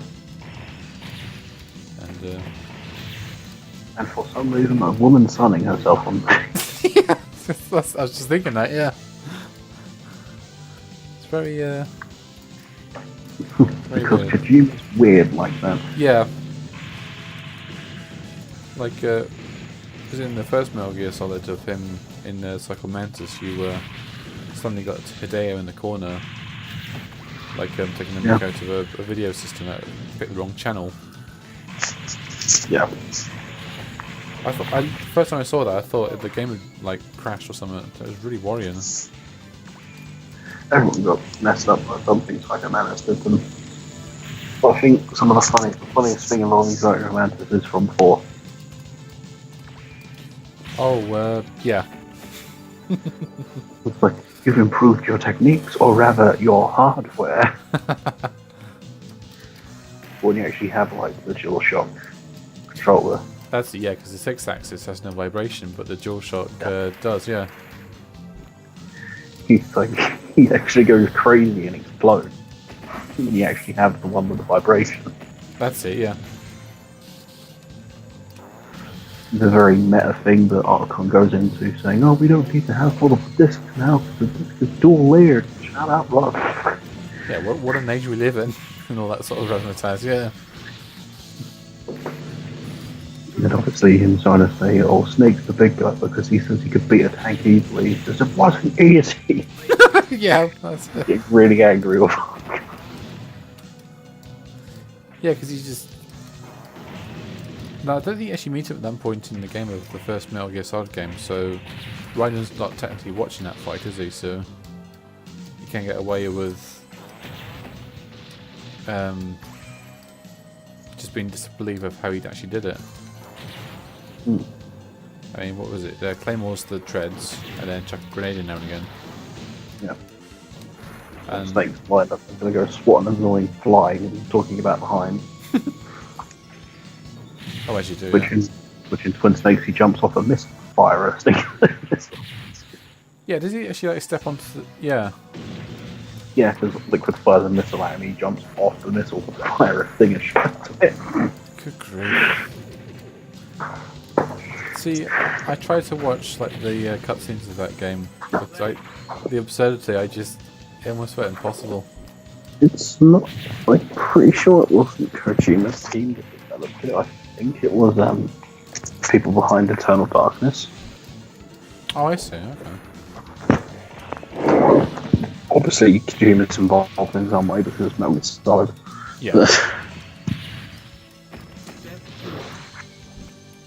I don't think he'd. If it was his choice, I think he'd have done that. He got so obsessed with the series, he started sticking his face in it. That's weird. Yeah, because he does it. I didn't mind the ghost photos, but when he's actually there, It's like wave goodbye to your immersion, ladies and gentlemen. It's like Stan Lee in Marvel films. He'll play someone else. He's not that meta enough to sort of look everybody at Stan Lee, and then being himself. Yeah. Well, there is the theory that he's effectively a watcher from the Marvel universe. Oh. Yeah, it rings a bell a little bit actually, but that would actually make a lot of sense. I think they're like some race from the Guardians that are basically watchers of the universe. Okay. Oh wow. But again, that's like just people theorizing, trying to make sense of Stan Lee appearing in every Marvel movie.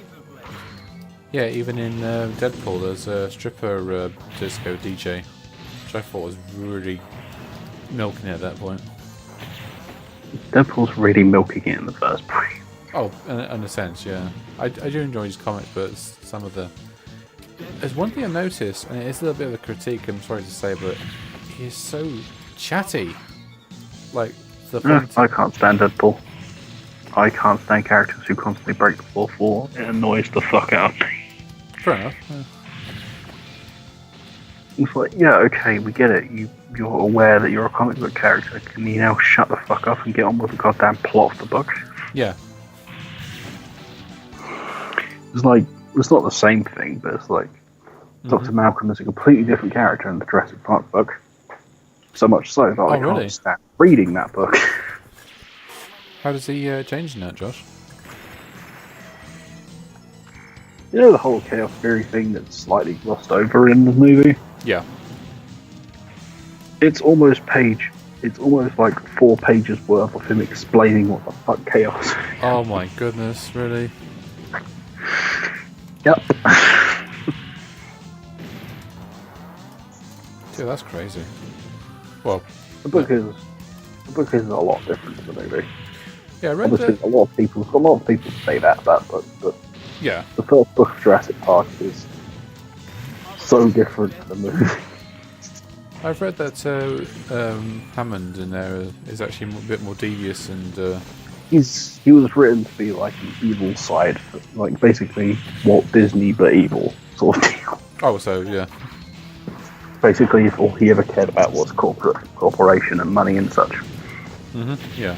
Well, it does show through in the actual movie because obviously his treatment of the way he treated one of his employees is what ultimately caused his park to backfire. Is it we're playing with people's lives and you've got butterfingers? Yeah. Is that I'm so unappreciated here. Which okay, Dennis was a spy. These days. Yeah. Obviously I don't watch any recent movies. Don't really see him much.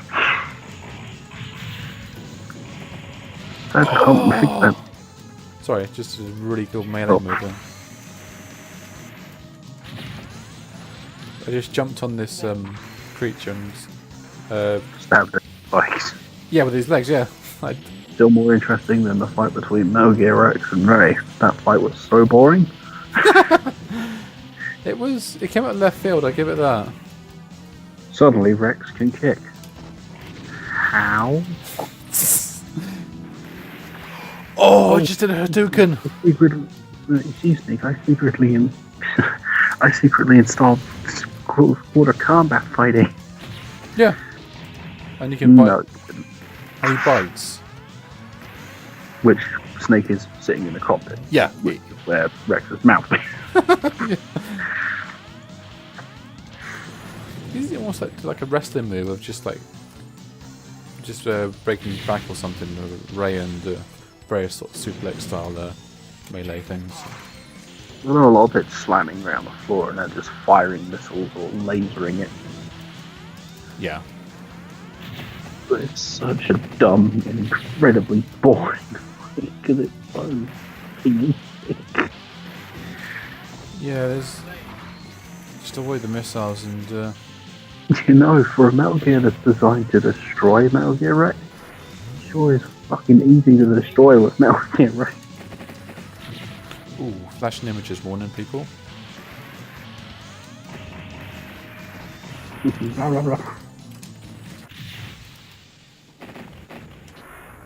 be fair, I'm playing a video game, so surely you get some sort of I know, Shannon. It's a hard. Trust me, it's a '90s brawler. If you didn't die, you've hacked the machine or something. They are the coin gobblers, and It's like what, so many flashes a second or something. yeah, I think it's like a slight delay when I'm doing something. It's about 5 or 10 seconds. So I just sometimes, if it's slight flash on screen, like Mr. Burns last night with his infinite supply of nukes. Mm. That was entertaining. It's also not the that Siege show that the Simpsons watch when they go to Japan. Oh god, that's a magical one.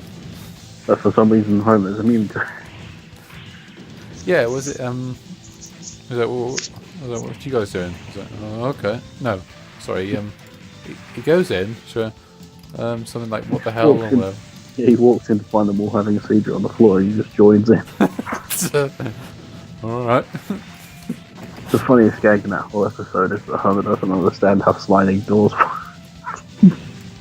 Oh god, yeah. So he just walks through them all the time. In the And the fact that the prison also has. Yep. He's taking part in the Kabuki play. A reference at the end. Oh, the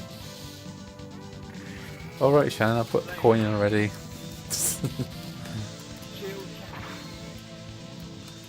But yeah, it was was it talk about Mothra, then Rodan, and then sometimes he comes to help him out, and yeah,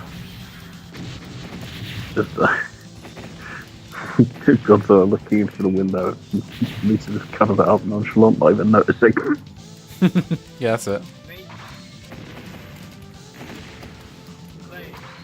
Godzilla tries to knock the plane out of the air with a building, misses.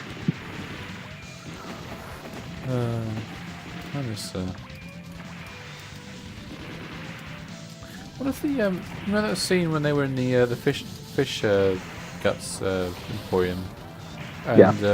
what if that whole thing of the one fish that he gets is like will grant you a wish that's referencing any particular sort of.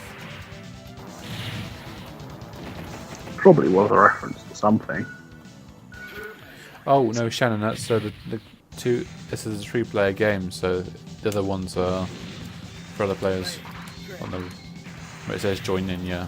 When it says insert coin join in, sorry, yeah. There, bang. Even when it's the console version of the game, it still says insert coin. Yeah, I think a lot of Metal Slugs even said that in the anthology. Yeah.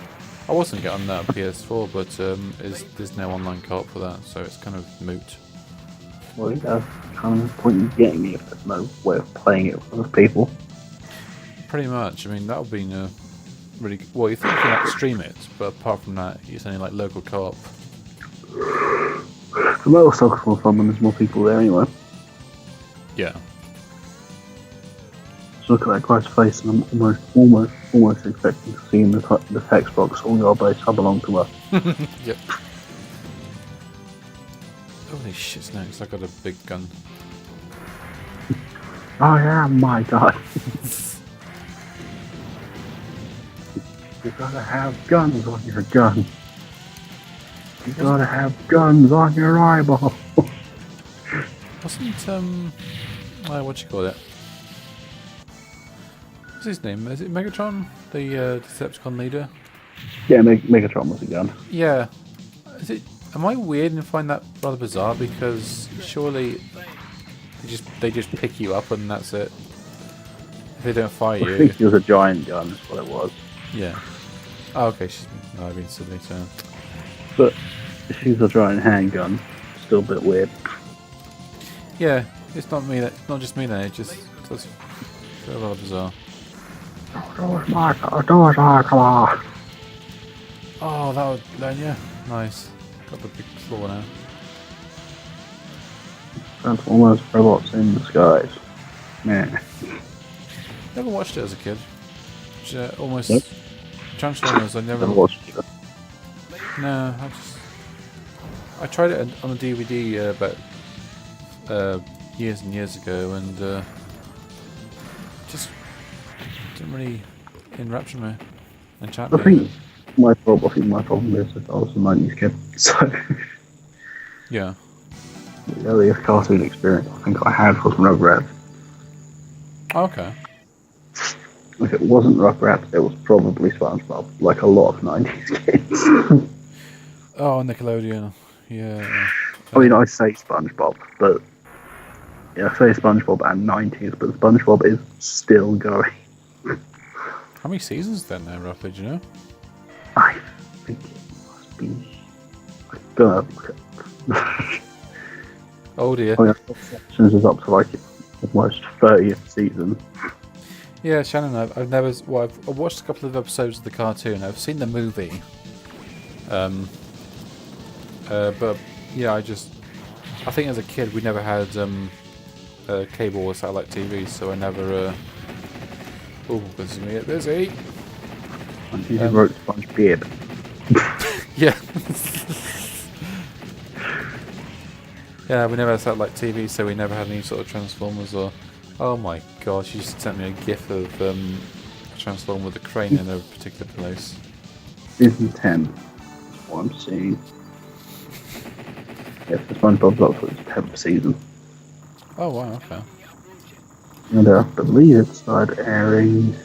When did it start airing? I'll have to look this up. Was it 2003, 4, 5, thereabouts? I know it was like 10 of the Millennium and stuff. I think it might have been earlier than that, but I've got a trick. Okay. I know Rugrats was like one of the very first Nicktoons. Oh god, yeah, that was almost like a trend, didn't it? Shannon says 1999. Yeah, that's right, 1999. Yeah, cheers, Shannon. She watches SpongeBob from time to time, and I've only seen about one episode of SpongeBob. Where I haven't really got into it. Again, I think SpongeBob was the case of a lot of episodes are hit and miss, but when they hit, some of the episodes are absolutely hilarious. yeah, oh yeah, I'll believe that. Yeah, Oh yeah, Rocko's Modern Life as well. That was another thing. that was weird. That was almost. Well, Rocko's job was he was a sex line person. Oh god, you're not joking. It was, wasn't it? Yes, his job was a hotline. That's. Oh my word. His job consisted of him saying, "Oh baby, oh baby, oh baby" down the phone. Seriously? Yeah. Oh, good grief. Because I And know. of course, the episode which when Mrs. Bighead was trying to have an affair with him. Oh, that's it. Yeah, she kept coming on to him all the time. Yeah. Yeah, that was creepy as a kid. I do remember there was a lot of masturbation sort of euphemisms from time to time in that show. Hence, like the dog Spunky. Kind of a giveaway. And Heifer having a Yeah, like a some- lot. or having a friend Heifer, the ball, having a romantic relationship with a milking machine. Yeah, because was it Heifer was a guy but had teats? Something. Just right. I think so. Yeah. There was cow chicken, which was just weird. Begins to So you never watched Cow and Chicken? cow chicken, it was funny, but it was also very weird. It almost seemed like It's a very questionable joke of the motorcycle gang that were basically all women, Oh, and really? they were what they called. But I remember like the whole reason people were afraid of them was because they were all women and they break into people's homes and Oh, break into God. people's homes and eat carpet. It's basically That's just weird. That really... 90s carpet were weird. Just got a gif of cow and chicken and cow just peeling chicken off his butt, and it says, "Guess what? Chicken butts." That's rather grim. It's very funny though. The very first joke of Cow and Chicken, one of the first jokes in the very first episode, is that their parents are just legs. Wait, really? They don't have a top half, just legs. Is it like a lot of like Tom and Jerry Nanny or something? And not Nanny. What's the name? The house, Yeah. the house, whatever. And they just had legs. So I wonder if it's like how much of that. Well, no, it was a case of in Cow and Chicken, you literally, for the most of the episode, you just see them from the waist down. But near the end of the episode, like, it pans out and it just reveals that they are just literally a pair of legs. Nothing on the top half. That is so weird. And the character in Cow and Chicken was literally the devil. Oh, that's it. Yeah, I do remember that bit from like when I saw clips Big of it. fat naked guy called the devil. Yeah. Which nowadays you really can't do. I mean, I think He's a Futurama. very camp character. It was Cow and Chicken Cartoon Network or... I can't remember if it was Cartoon Network or Nickelodeon.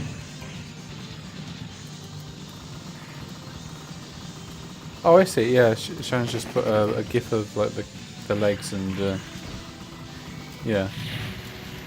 Because I think in another episode there was a joke where they pull out like what looks like the top half of a man and a woman, and one of them says it was their science project. Oh wow, that's creepy.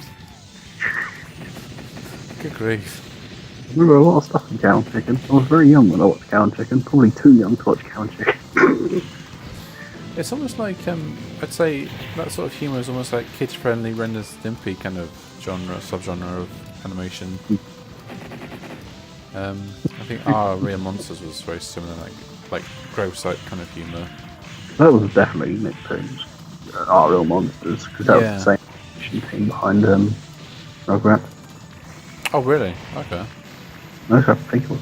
Cow and Chicken was done by Hanna-Barbera. Why did I forget that?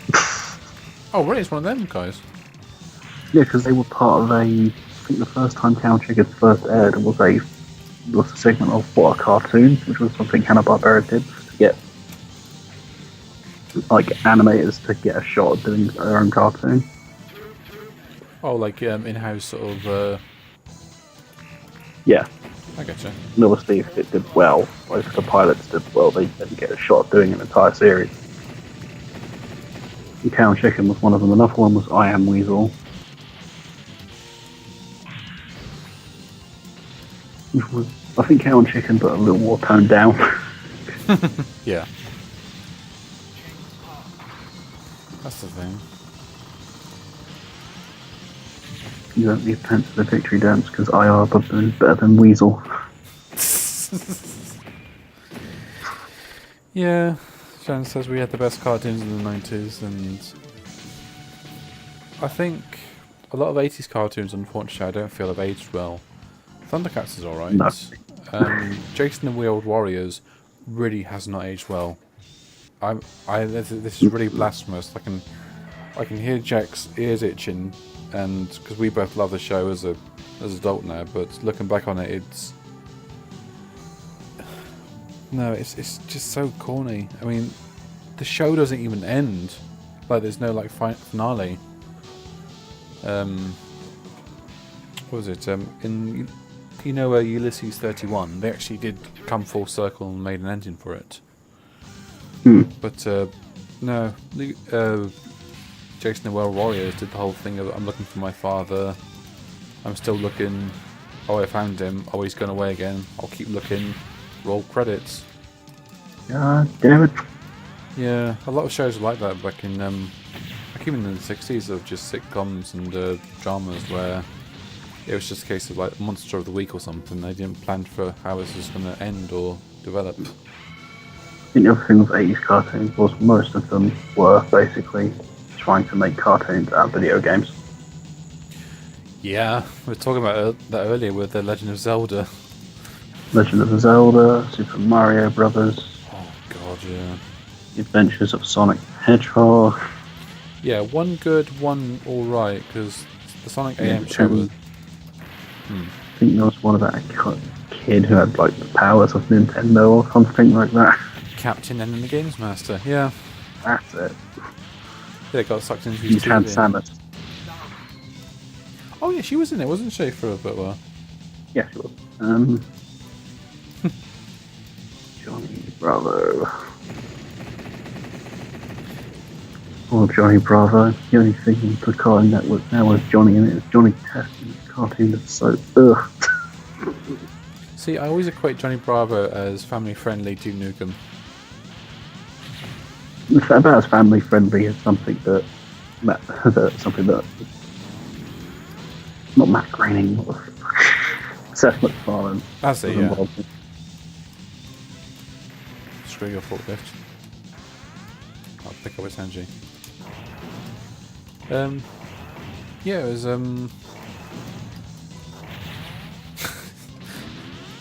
yeah, we were able to just do the monkey now and again, and, it was almost like, Two and a Half Men, in that it was just constant stories of how he tried to pick up girls and not quite succeed every single time.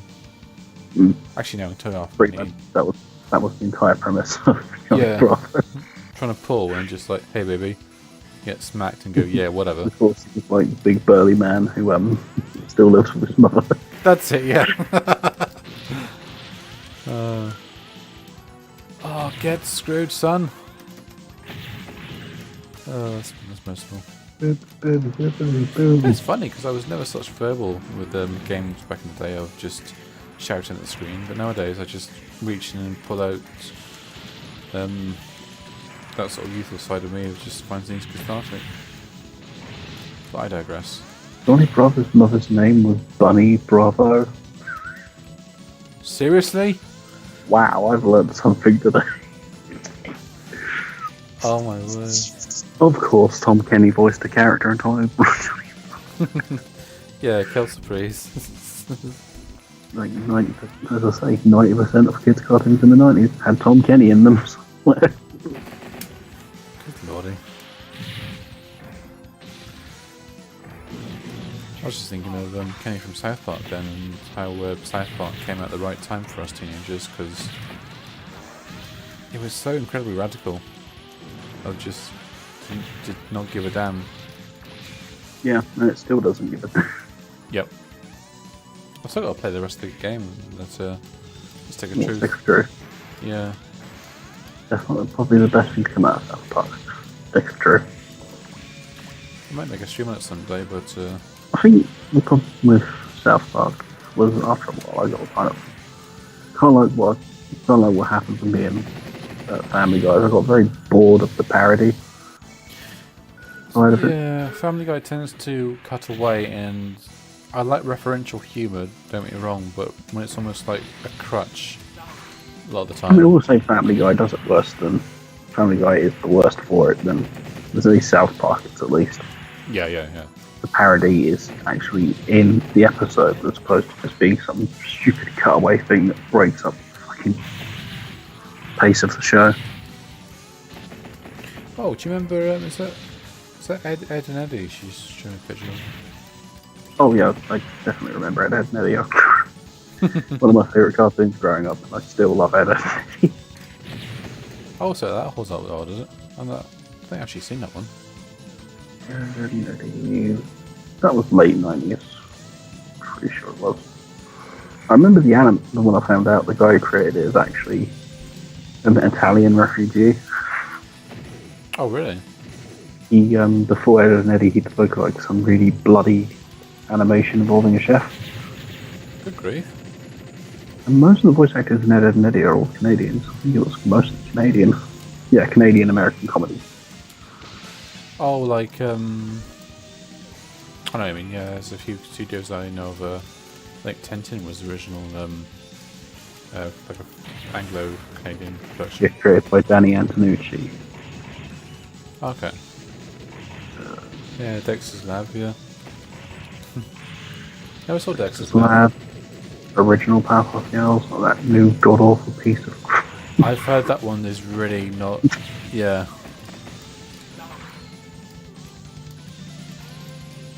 I think I've only ever saw 2 episodes of it. I thought, okay, well, the Cartoon Network's now going from this stint of having some really decent cartoons, and now some more shit is starting to roll. I don't like it when a studio gets the idea of rebooting what was successful back in the day in the hope of repeating the same effect. For the sake of, I mean, fair enough, sometimes it works, like, say, with Star Trek films, I quite enjoy, even though I can still love the original ones as well, but when it's reboot because people recognise the brand, then no. But, There was 69 episodes, Ed, Edd and Eddie. oh really? Okay, that's a fair run. Over 4 seasons, I think it was. It was 4 or 5.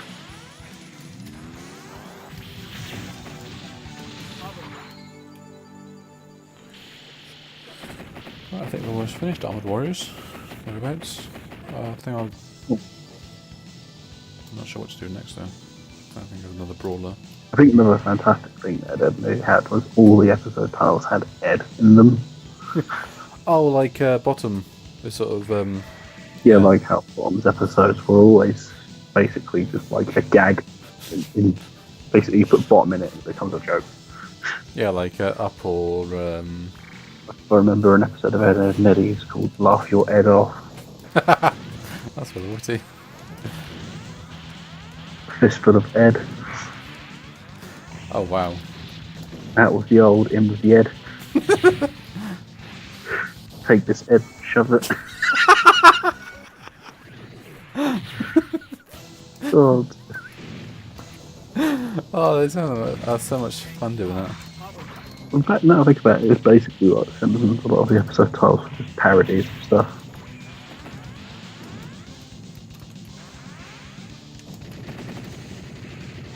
Well, I don't want the number of the episode, I want the actual names of the episodes. Come on. Oh, Shannon says it's 6 seasons worth. Yeah, I've just seen that now. 6 seasons and 4 specials. And a television film, which ended it all. Oh, like a special feature length throughout. That's interesting. Yeah, because I think Star Trek does that with the occasional either a 2-parter or a pilot that's longer than usual. The Ed Touchables, nagged to Ed. Pop goes the Ed, over your Ed. Sir Ed a lot, a pinch to grow an Ed. Dawn of the Eds. Oh wow, even really? Vert Ed go. Read all about Ed, quick shot Ed. An Ed too many, Ed and seek. Look into my Eds. Fallen Ed, a boy and his Ed. Boys, oh god. I wonder if that's based on a parody in the film A Boy and His Dog. Probably is. That's so weird. Who, what, where Ed. Keeping up with the Eds.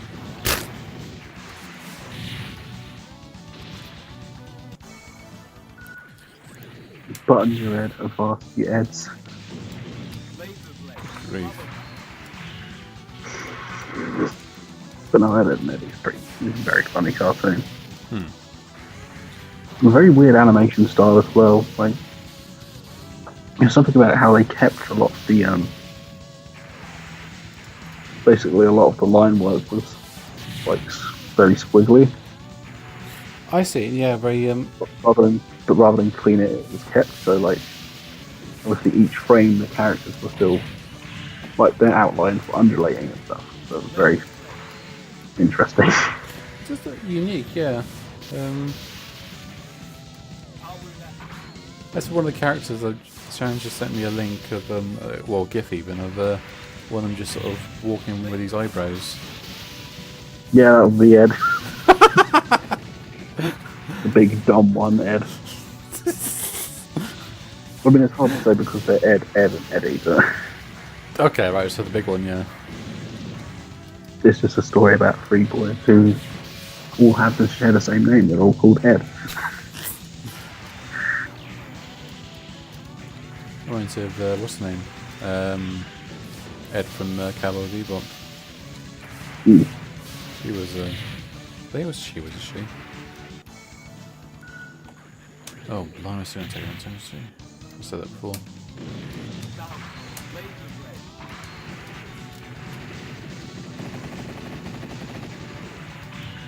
Right. Keep going, keep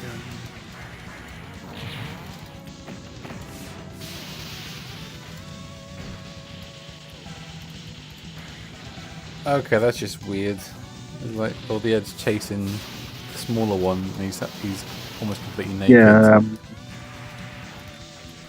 Well, Danny Antonucci made the short. He gained notoriety in 1987 short film Lupo the Butcher. Okay.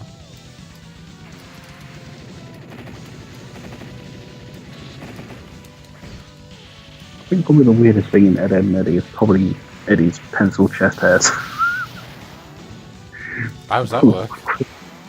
He just drew chest hairs on his. He just drew hairs on his chest with pencil. Oh god, that sounds like something I do as a kid. Like a lot of anime, a lot of cartoon creators. A lot of it is based off like the creator's life when growing up. Yeah. Oh, like referential from when they were kids. Yeah. I think like how the Amazing World of Gumball was basically the creator took his whole family and made them characters. That sounds about right. Yeah. So I don't know if that means the creator's brother is a fish, but Amazing World of Gumball was very weird. I think I finished the game. Yeah, was it? I was reading the story behind that one where Bart shoplifts in Simpsons, and was it one of the creators was saying it was almost like a recollection of his childhood of being caught and Yeah, a lot of the stuff in Simpsons is based off what happened in people's lives. Like I think I think it happened after the episode, but Al Jean did receive a Valentine from his future wife saying "I choose you." Oh, that's it. Yeah. Oh, good old Ralph. Super Nintendo Chalmers. Super Nintendo Chalmers. I think a lot of the characters in The Simpsons are just named after stuff Matt Groening's experienced. Oh, really? Like, you see the stuff that like people Matt Groening know, or people the writers know. Oh, like just. I think Apu's name is actually a reference to someone's school kid friend growing up. Oh wow, okay. But his name was like Nahasadi Nepetalon, like two names. Oh, like a They made it all one name. Nahasadi Nepetalon. From now on, your name is Apu Nasabomache. Talking about it's a great offence to change his name, but sure, whatever. I still think the funniest thing to ever come out, the funniest stuff that ever comes out of his mouth is when he starts ranting. Yes. Yeah. Like The. when Seymour Skinner starts talking, Yes. making a movie about cloned dinosaurs. Oh, sorry. Just. And then a poo just explodes.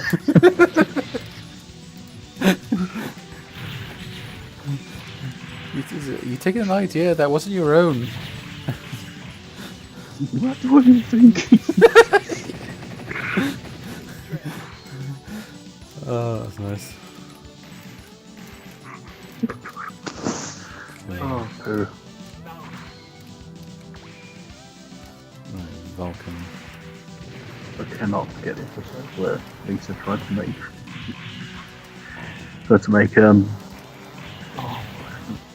groundskeeper Willie classy. I've heard about that one. Yeah, I don't think I've seen it though. But yeah. There's a lot of musical numbers in it. Oh, okay, one of those. Fair play. What floats on the nose does not go on my clothes.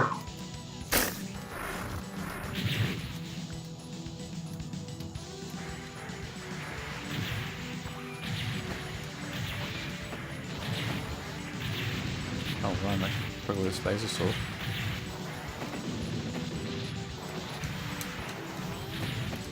A lot of people do say that it's like newer series aren't as good as the older ones, but some of the newer ones have some pretty funny moments as far as I'm concerned.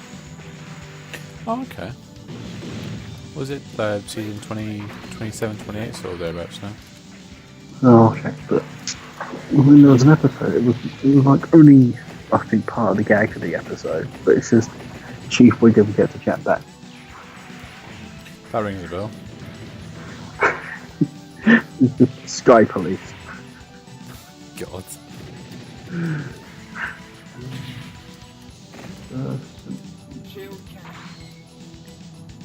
God damn you, touchscreen. I know how to spell Simpsons. If I try to hit space, it puts a dot in there and says, thank you. Did you mean to start a new word? Yeah, my Android Season 10. 29. It will be up to season 29 as of October 1st. Good grief.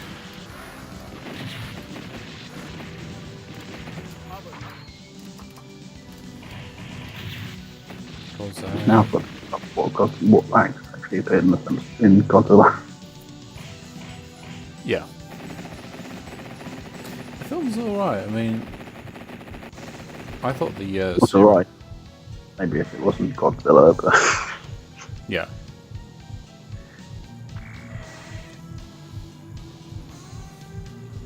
it's like, oh well, you know, Godzilla had a kid, and like in Japanese movies, nope, that wasn't Godzilla's child. Oh, I see. Yeah, I've heard about that. Godzilla adopted Godzilla Jr.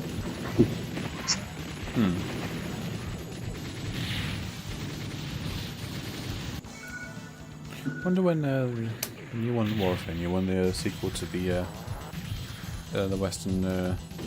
Not 2016 one, that'll be 2019. It's either 2019 or next year.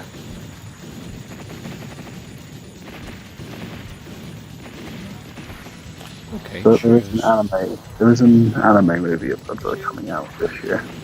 Oh, really? Okay. Yep. Do you know what it's called? Or? Godzilla Monster. Is it Godzilla Monster Planet or something? Okay. I tried me once. Godzilla Monster Planet. 2017 science fiction film Kaiju. November 2017. Oh, not too long then, yeah. Yeah, because I think I was inspired when we talked about it that one time. And I thought, well, why not? I'll give it a shot, and it really redeems the previous American Godzilla movie. Because my goodness, I like more than Shin Godzilla. Because Shin Godzilla is a pile of crap. yeah, my dad likes it, bless him, but apart from that, it's just too silly. You can't get more silly than the 60s Godzilla movies. Not 60s, the 70s Godzilla movies. When it comes to a point, his atomic breath at the ground and starts flying. Or slid on his tail and drop kicked the monster. Oh, you've actually inspired Shannon. She's watching Ed, Ed and Eddie now on TV.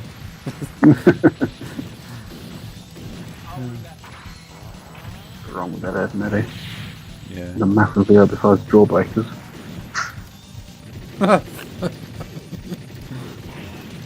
And the greatness that is Rolf. So funny.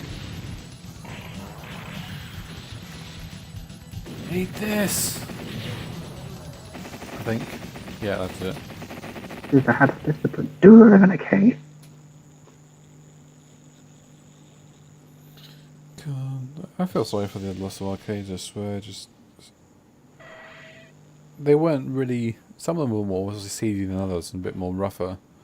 But just a general go in, play a game which, at the time.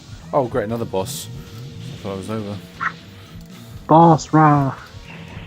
For all intents and purposes, yeah, I think we're.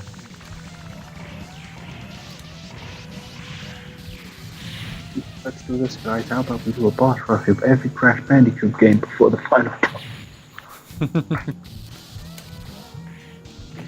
How about we never do that? Because if they ever do that, I'll be very upset. Right. Zelda sometimes makes you do the boss rush in previous bosses before you fight Ganon. Oh, blimey, yeah. Pain in the Windbreaker. See, there's a game you can try to.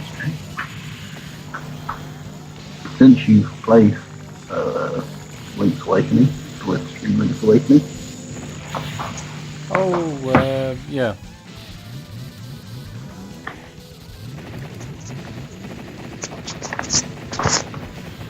The only top-down Zelda game I've ever been is the Link Between Worlds, which is effectively Link to the Past. That's the one, yeah. That was not. I couldn't really finish Link to the Past, but that's when I was new to emulation. I was just too busy trying out everything.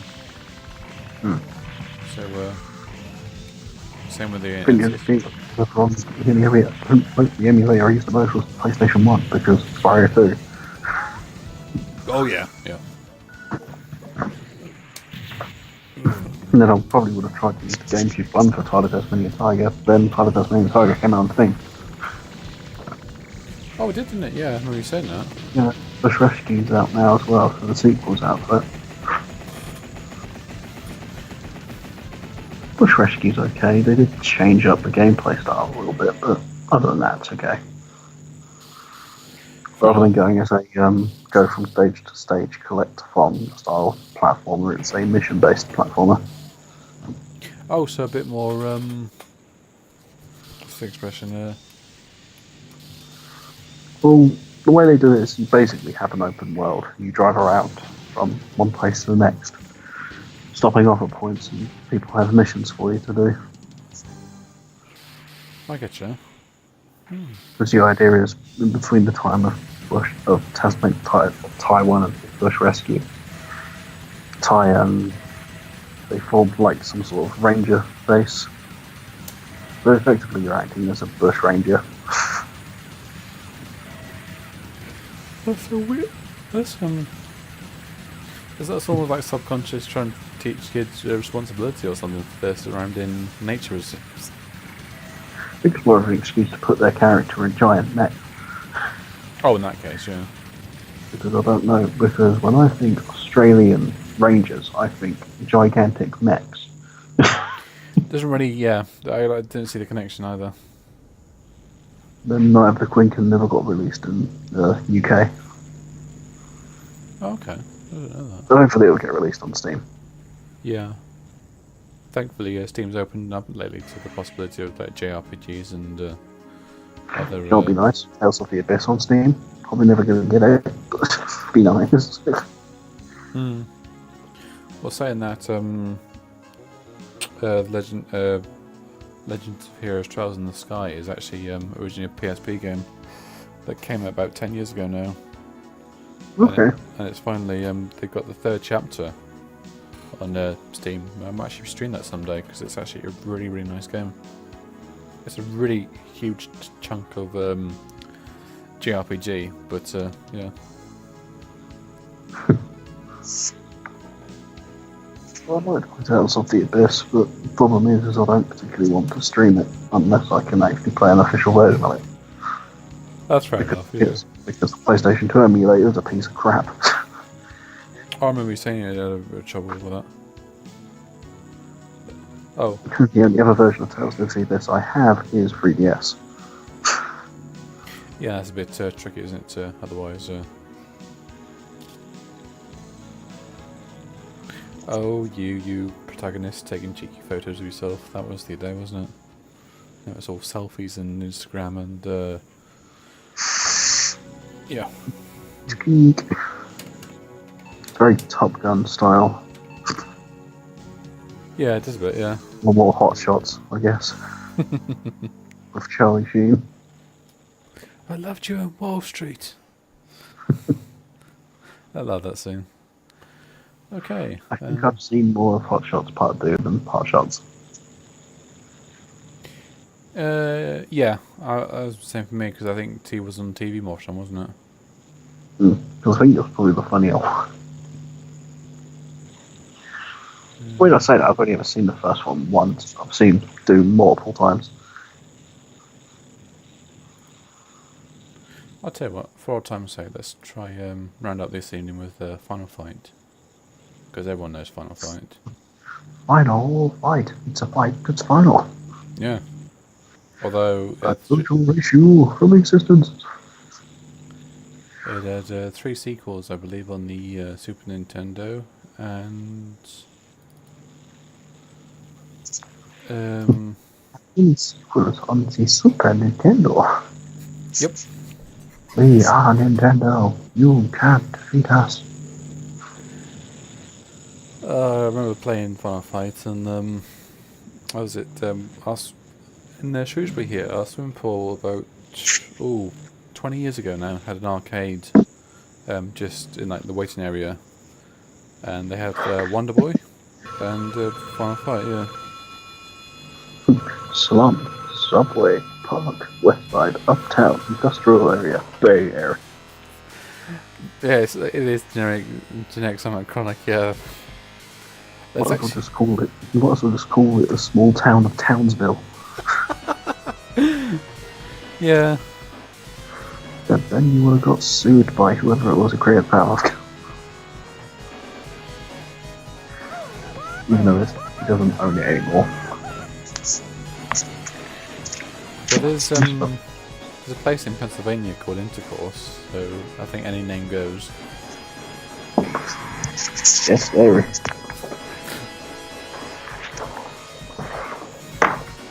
They call it the Courage County Dog. A place called Nowhere. Courage the Cowardly Dog, for some reason, actually has reference to Godzilla in it.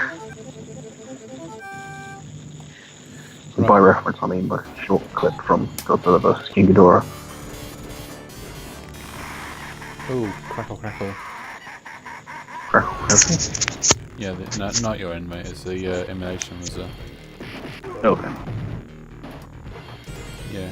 No, it's not right. That's right, no. It's a horrible microphone. That's weird background noise. Not entertaining. No, that's fine. Don't worry about that. I mean, Also because I can't use my proper microphone because I don't have a computer. One day. One day we'll get it set up. I'll blame Moneybags. But I wasn't blaming him. I'm just... Actually, yeah, about brightness in the window. Just in case. Oh, shit. Default options. Run in the window. There we go. Boys. Let's try that again. Duct tape. Ooh. Okay. That's something I didn't really watch much of, which was like the old Disney cartoons. I don't think I ever watched those episodes of DuckTales or anything like that. Apparently the reboot is not too bad. Hmm. It's getting a bit sassy apparently, but apart from that... It's modern times though. I think it's better for a reboot to do something different rather than just be the same thing. Yeah. I mean, yeah, Crash Bandicoot and the same trilogy, a lot of people say it was the same thing, but there's enough different stuff in it to make it different. Like the ability to play as Coco. She doesn't play any different to Crash, but the option's there if you want to play as Coco. Oh yeah, the was she the one with blonde hair? Yeah, she was Crash's sister. It's funny when Crash is a genetic experiment, apparently has a sister. Oh wow, Shan sent a gif of reboot. Which was Canadian. Not a lot of people know that. Oh, the actual show reboot. Okay. And CGI was the golden ticket to a lot of new, fresh ideas, and I don't know. Has moments, but I think they do that thing of when shows go in radically different directions after a first season or something. So by the third season, it had its own subplot and everything of why the main character isn't here anymore, and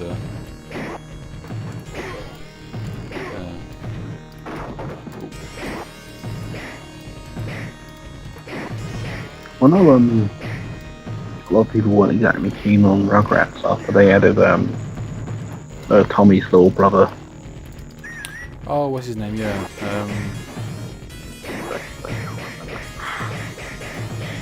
I don't mean, yeah, not But it was Mike. something like once he was added into it, like with Babies ultimately got thumbs down. Oh, really? Hmm. A bit jarring, but it wasn't anything too drastic, surely.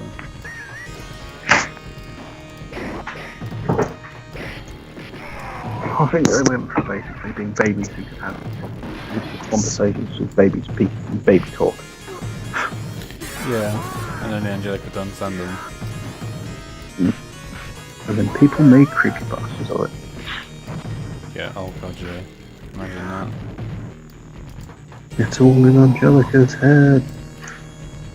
Ah.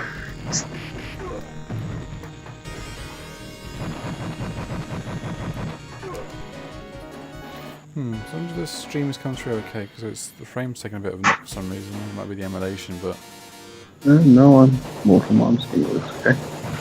Okay, because I think after tonight doing the Lost Planet 2, unfortunately,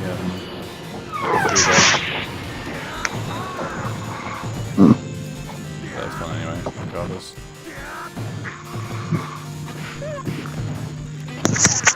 Why is the rescue? Now, back in the day, Poison and Roxy were female hoodlums, but because people didn't like the concept of you hit on a woman, they made them, for their law, into transvestites. Apparently it's alright to kick a man rather than a woman. Oh, and it's okay in Street Fighter. Oh, same again. Yeah, that's Well, true, yeah. Poison came back in Super Street Fighter 4. Sorry, yeah. And Poison's a woman in that, or at least I think she's supposed to be. Oh, okay. Good. That's sad, really, because let's face it, you get into the ring, you're a hoodlum or a criminal in the game, it's all fair game, isn't it? I mean... Well, if someone's coming at me with a knife, regardless of gender, I'm going to defend myself. Right. It's the knife I'm scared of, not the person holding it. Exactly. Sound wasting. Nothing to ruin your Saturday night on the subway, but Andor just running towards you with his chest thrust open and... You said, ow. Yeah, he would just run into the scene and just charge you on his liver printer. You get attacked by Al Gore. Sorry, Andor. Yeah. No, it's just when you said it. I don't know why. Getting attacked by Al Gore.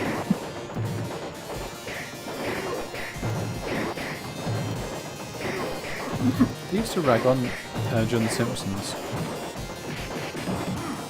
Al Gore was also a thing in Futurama, wasn't he? Yeah. I think I remember him more in Futurama than anything else.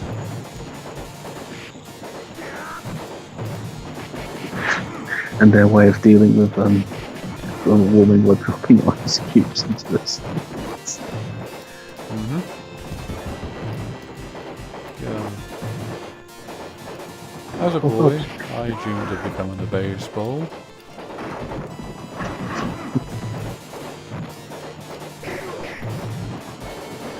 Baseball.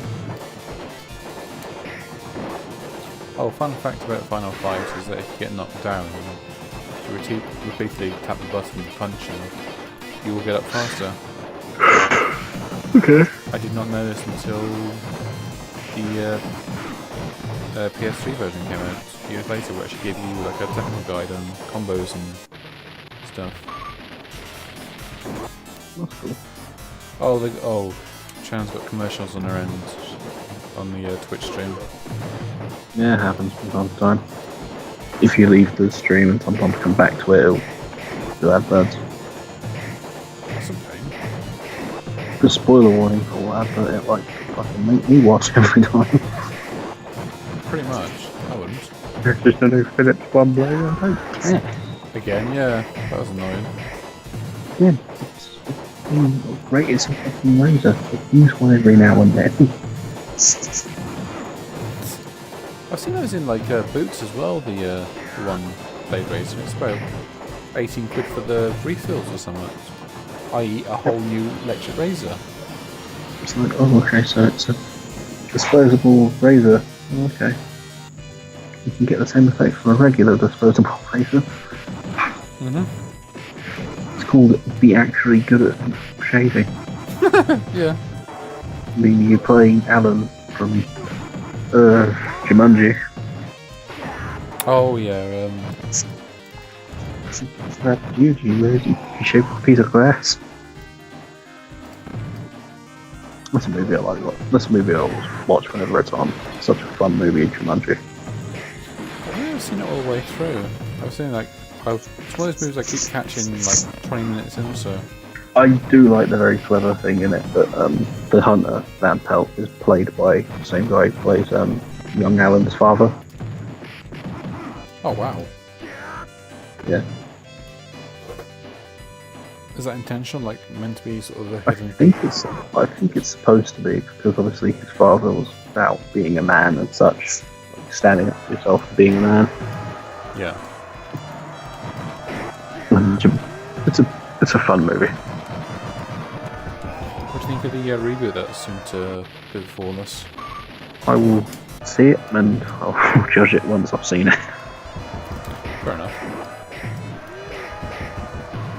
Right, get around this one since I have to defeat a guy called Sodom. Again, another character who showed up in Street Fighter Alpha. Yeah, same. I think it's pretty much the same chap. I've seen some people refer to him as like the ultimate weeb of just like a next level cosplay.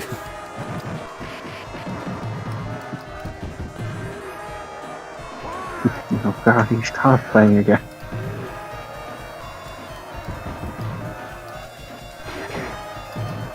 The only difference is that this guy's actually got real swords. Yep. He's not too bad. I mean, his wake up attack is when he's stunned, he'll like crouch over and then run towards you. I mean, that's it. I suppose if they're blunt practice swords, they can still hurt if you hit someone with a blunt sword. Oh yeah, I had replica swords once, and actually, well, at the top of the bookcase here. Blunt is a butter knife is sharper on like the blade of it, but the tip is actually rather sharp. Yeah. Back when eBay you could actually buy replica swords. Well, there's actual websites you can buy like proper replica swords from, but don't see the point in having a sword in my. Yeah, I thought it was nice at the time, but it's just a bit of a liability in the way that. Hey, so you get a sword, you've got to at least learn how to cut the damn thing. Yep. Or at least probably learn a martial art sword to use with, but other than that. Oh my god! I like old style cavalry sabers, but Yeah. I actually want to own one. Oh, cutlass, yeah, I mean. Oh my god. Just break that guy's car because I could. Well, it's Capcom. You're allowed to punch everyone's cars.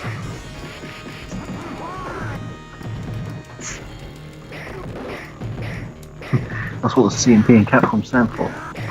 Punch cars. Oh, pile driver by Andor again. That's all he knows. Cap. Yeah, it's Hugo. I think it. That's not Vandor, even though Yeah, it does look I like think that. his name's Hugo later down the line. Or Hugo's a completely different character. He looks exactly the same. Does look very similar to Hugo, yeah. Like die, like the aliens and Ultraman. Oh, They all look the same. They all have their own names. They're all different.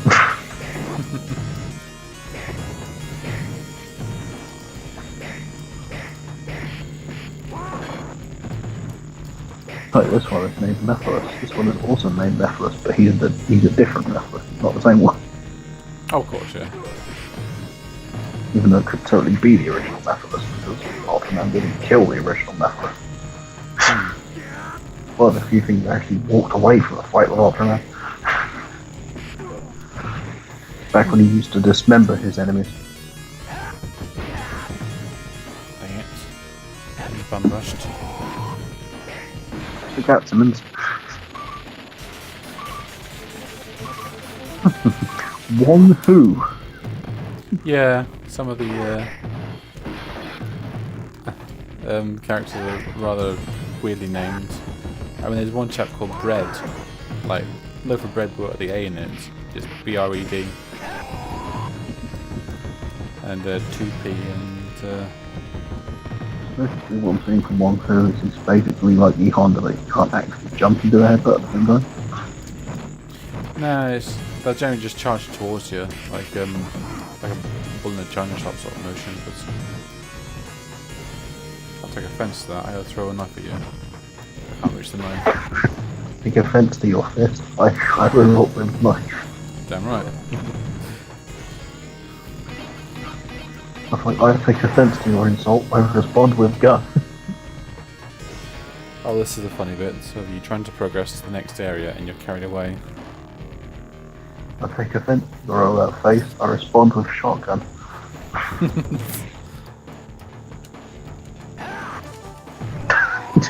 Kidnapped. So a big burly man. And then you've got to fight. Two of them. And then you've got to fight the Andor twins. Right, I'm going to do this one-handed just to show how simple it is to... Just stand there and fight back. Yeah. I'm just gonna do this, and if you get hit, it's your own fault. Pretty much, yeah. Well, I'm just gonna be kicking air like this, and if any of that air happens to hit your body, it's your own fault. Right, bye. I'm just gonna do this, and if you get eaten, it's your own fault. Shum, shum, shum, boom! Oh! And then just realises the boy in front of him and eats it. That's not very nice. Throw me into the door like that. Getting through the door.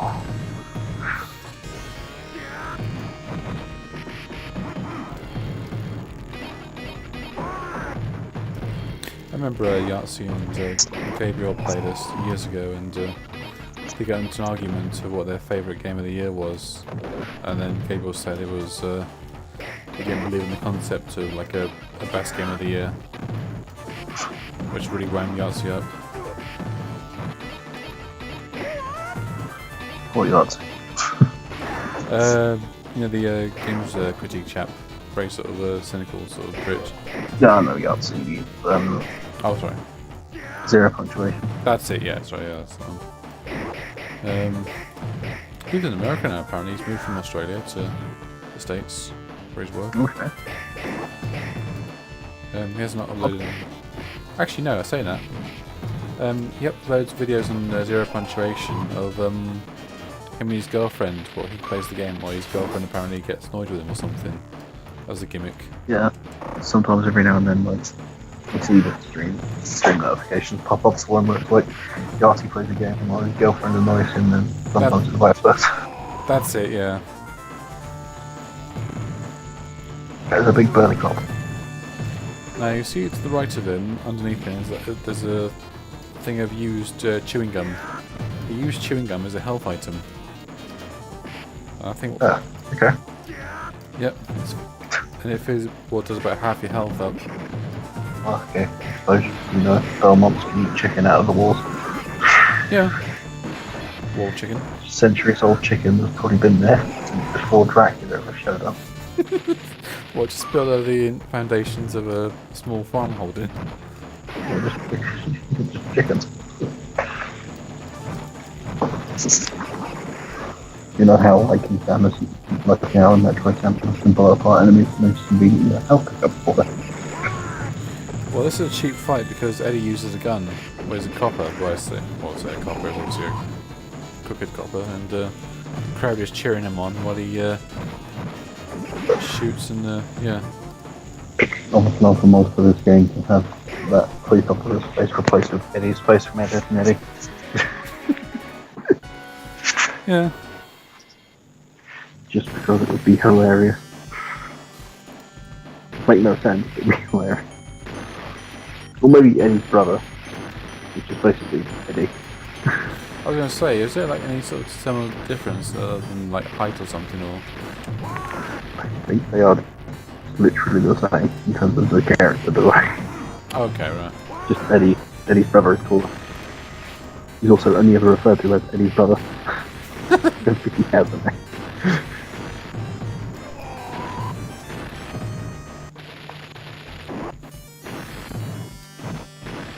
This guy's name is Flame. Flame Johnson.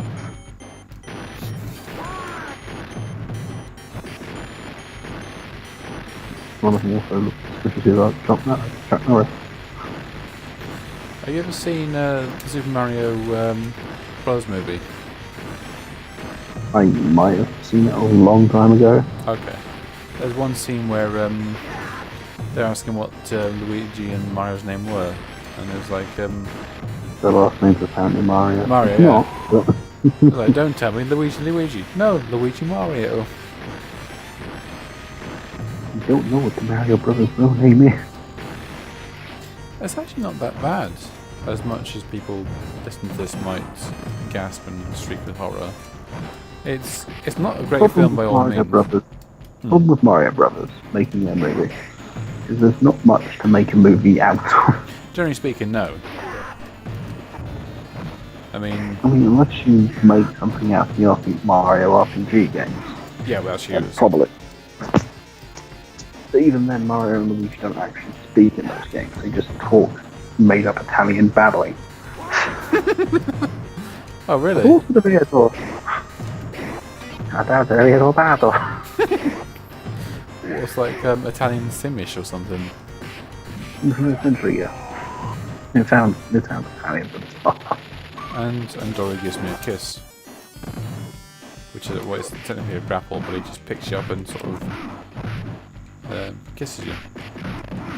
He slaps you right in the face.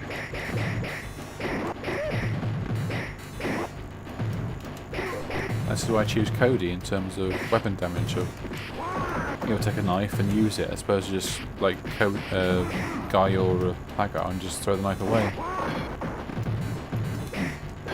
I was thrown like that.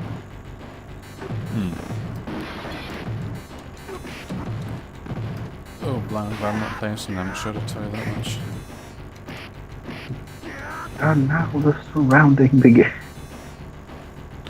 This is the worst boss in the game we're coming up to, called Relento. Again, he's in one of the Street Fighter.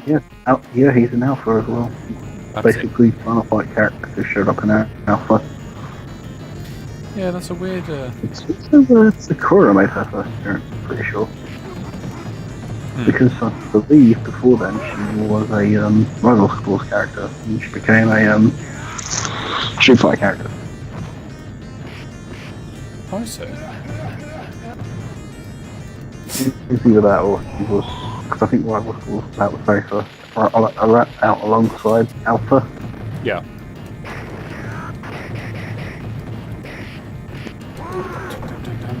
Rolento flying faster than an elevator. Yeah, it's on the way he'll throw grenades at you just because he can. I have really no idea why I thought of this, but like, with all the cartoons that get remade these days, I wonder why no one's ever bothered touching Batman. Oh my goodness, I've forgotten about that cartoon. That's probably why no one thinks about remaking. Yeah, it was.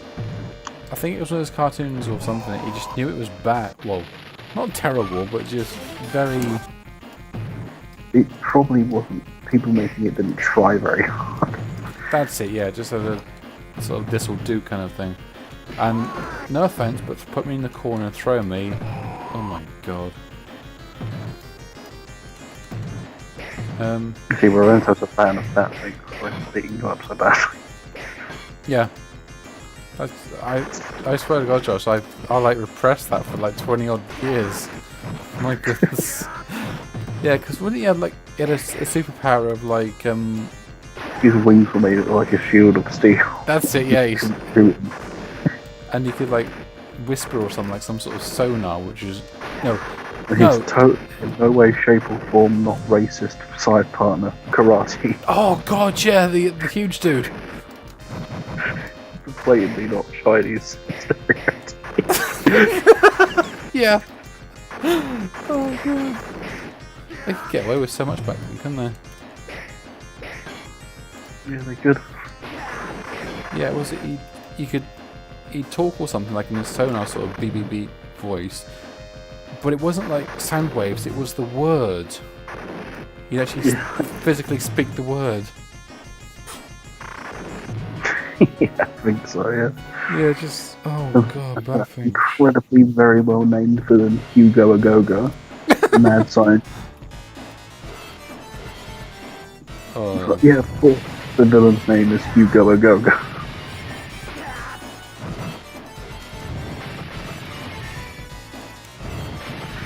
Break glass. Take that glass. Take that glass. Oh, I failed it. You'll see why. Punched in the face by glass. Yeah. The last bit's easy because it's just all in one row, but I thought That one piece of glass. just got chinned by it. Right in the bat thing. God, Where they got that character must have been created to try and get off some popularity from Batman or something. yeah, with like a sixpence worth of special effects budget and mildly. Yeah, possibly the funniest Batman ripoff ever created is Mermaid Man from SpongeBob. Oh, okay. Basically, Mermaid Man is effectively Aquaman, but Batman. Oh God, this is. Because he has a sidekick. But it's like, they're both pensioners now. They're both retired. Wow, that's some down the road So stuff. Mermaid Man's like some senile old man. To the invisible boatmobile. Woof, woof, woof. Mermaid Man and Barnacle Boy. Oh, that was bullcrap. I threw the first punch before you arrived in this. What's Tintin doing there? Not Tintin. What the fuck was... Oh, Snowy, yeah. That's it, no. Yeah, just... Captain... I can't remember. I can't remember Tintin characters' names. Oh, Captain. Oh, Haddock. There, Captain Haddock. There we go. There was a CG movie of that. Surprisingly, it was actually not bad. It I had its, remember seeing it and thinking it was okay. But the problem was, it was I just remember seeing it. I can't remember what happened in it, but I remember it being not too bad. yeah, just sort of had its moments of incredibly wacky action scenes, like like Sherlock sort of scraping by kind of Indiana Jones style of thing, not fridge style level of thing, but yeah. It wasn't just the style of Tintin in the first place. Well, first off, in the comics, done by Hergé, I think his name was, Belgian chap. Snowy could actually talk. That's very interesting. It was sort of around I think it was like a staunch anti-communist or something, or where he was or something, and just sort of general detective reporter character, and with a talking dog, which he never did obviously in the cartoon. That's my beef.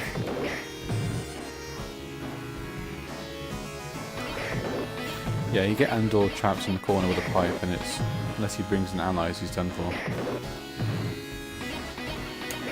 He even contemplates thinking, like, when's he going to swing this pipe? And he just walks into the pipe anyway. Yeah, she just looks at. So each pipe blow, he gets stupider. I think they're going to make a sequel to the Tintin movie at some point. I keep hearing rumours now and again, but... was supposed to be a Popeye movie, and then the Emoji movie was made. God... I think not Robbie Williams, let's get mixed up. Robin Williams was in the original thing as that, and apparently it was raining there. The original live action. Yeah. Yeah, I think they were going to try and do a CG movie of. Do you ever think about other CG movies? But the Astro Boy got a CG movie. That's not bad. I quite enjoyed that. Yeah, it was okay. Sort of meanders towards the end a little bit, a bit contrived. And then they did a big, massive, like cliffhanger ending style thing for it, and obviously nobody cared for it because it was a sequel. Yeah, that's a pisser. It's weird because you don't get many actors or actresses in cinema as a physical actress that do fairly well at voice acting. It's usually either one or the other. And I think Nicolas Cage is actually pretty good as Dr. Boy's father. Oh wait, Nick Cage played the character? Yeah, he was in that. Yeah, he was in Okay. what's his name? Astro Boy's I father. know he played Astro Boy's father, yeah. Yeah. But I can't remember the character's name. Yeah, Doctor something or other, wasn't it? And It was funny when a lot of people went crazy with the whole, oh, why has he got machine guns coming out of his butt? Well, that was actually a thing from Astro Boy. I've heard about that. Yeah. It was in the Astro Boy comics. I can't remember if Astro Boy's Japanese or French. I think Tetsuo did him. Tetsuo? Chapter did Metropolis. Okay. Tubby we know, because he's very well versed about this sort of thing. Oh, I can... Freaking hell, it's something with T. Osmuka, I don't know.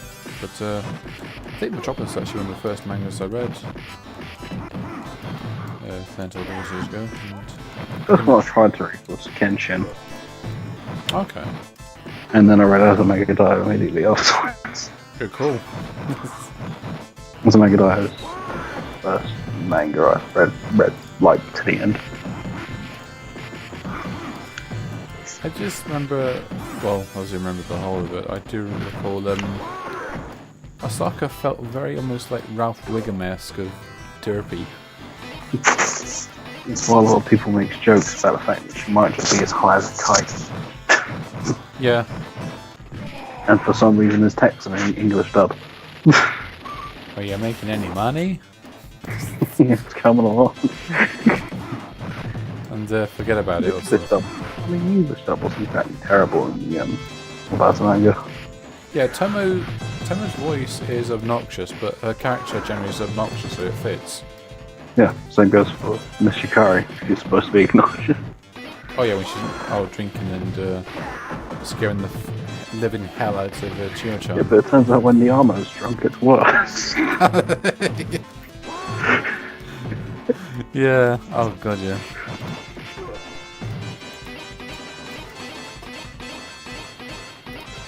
Go away, Simons. I don't like you. I think after the manga, what do I read? I'll try reading after that. I don't think I've read much manga after as a manga time. It was the first place I heard of Ultraman, remember? How was the manga there, though? Yeah, Osaka's wearing an Ultraman mask at one point. Oh, And in the that's translation, they mentioned that Osaka's wearing an Ultraman mask. And Oh yeah, got just curious and saw that it's the same style thing as Godzilla, and saw Ultraman Max was the first one I watched.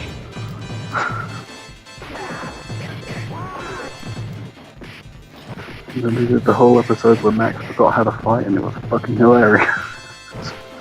Oh, I remember you saying about that then, yeah. When Max forgets how to fight because of some sort of wavelength that those monsters are giving off that's causing amnesia to all organic life. Oh wait, hold on, I got a message from Shannon. She said November the 15th, well, November 2015, Polygon announced a sequel was titled The Adventures of Tintin Prisoners of the Sun. It will be released in December 2016. I'm guessing Peter Jackson would direct it. Okay. Or produce the sequel and direct it. And it will be released on the 16th of December. He also announced a third Tintin movie was in development, where Jackson Selwyn as executive producer, Jamie Bell and Andy Serkis will reportedly be reprising their roles in both films, but Serkis stated later in the month that he did not know when the sequel was going to enter production, despite claiming that Jackson was still interested in making it. Spielberg later announced that Jackson was just attached to directing the sequel, and they would enter work once Jackson completed another Amblin production. Okay, oh, you scratch my back and I'll scratch yours kind of thing. Oh, fair enough. Makes sense. I did watch a lot of, as a child, I did watch the animated version of Tintin. I've actually got them on DVD. Okay. When Morrison's were like selling them for about 15 quid for a box set. I was like, yeah, that's not my childhood. By the power of Morrison. It's funny because a lot of the times Tintin, he does the whole thing, doesn't carry a gun and so on and so forth. If he wants to get a hold of somebody like a crook, he gets them on a blind side that they don't see him coming. And he'll say, stick them up and point their fingers at him. And they then do the bluff of like, look around, is he actually armed? Yeah. Yeah.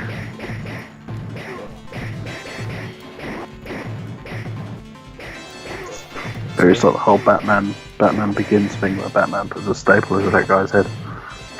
Well, really? Well, no, it's a stapler. He puts a stapler to I think it's Gordon's head.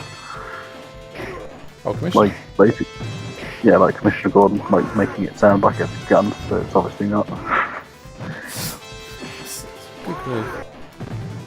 Oh yeah, because he's... I might be misremembering that. It might be some completely different movie I'm thinking of. That's alright. That was only for detail. That's all good.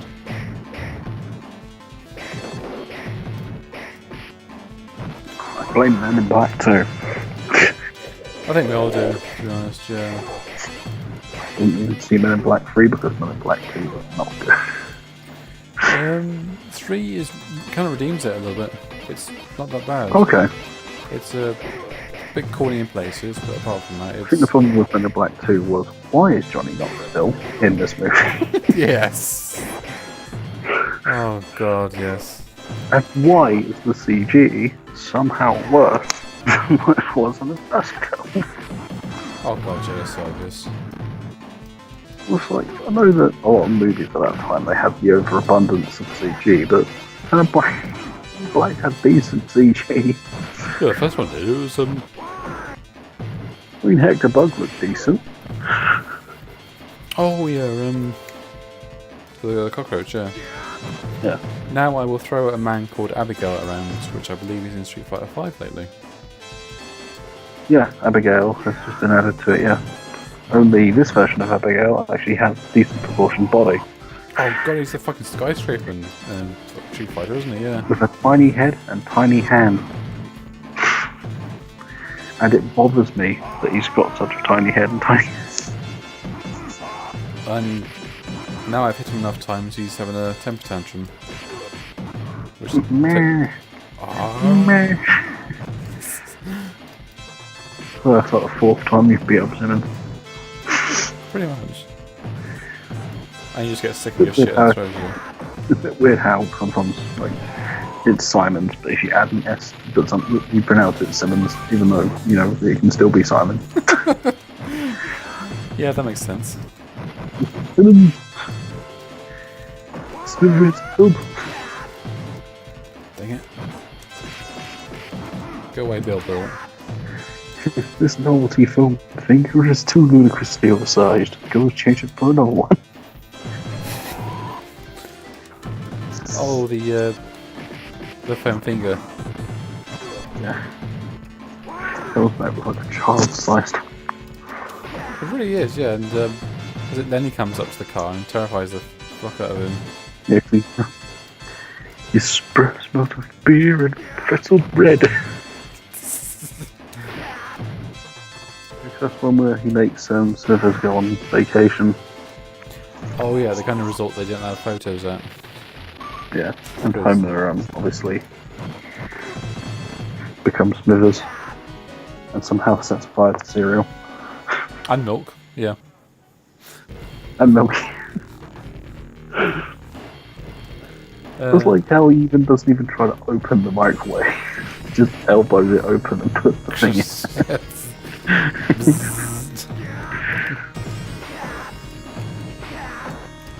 I'll give you this course, or if you let us see the who. Yeah, you want your who? Here's your who. Wasn't an episode really that funny to me. Yeah, it was. It's interesting to see Mr. Burns, like, you think he'd just be generally throughout, but just almost like into curmudgeonly, naggy, just do this, do that, so if it's not done right, I'll throw it away kind of thing. Well, Hamlet Smithers is a funny episode. I was on about the one where the Who show up. Oh, sorry, oh god, is that one they That's the one where they have that separate area code for the rich and poor side of That's Springfield. it, yeah, oh god, that takes it back now. It's like a very weirdly paced episode. It's not really that funny. Oh, okay. This almost felt like the main joke was we've got the Who in the episode. Okay. Yeah. My dad's into the Who. That's not the only person I know, but personally in my family who likes the Who. I don't really do like rock and roll sort of things, so just generally.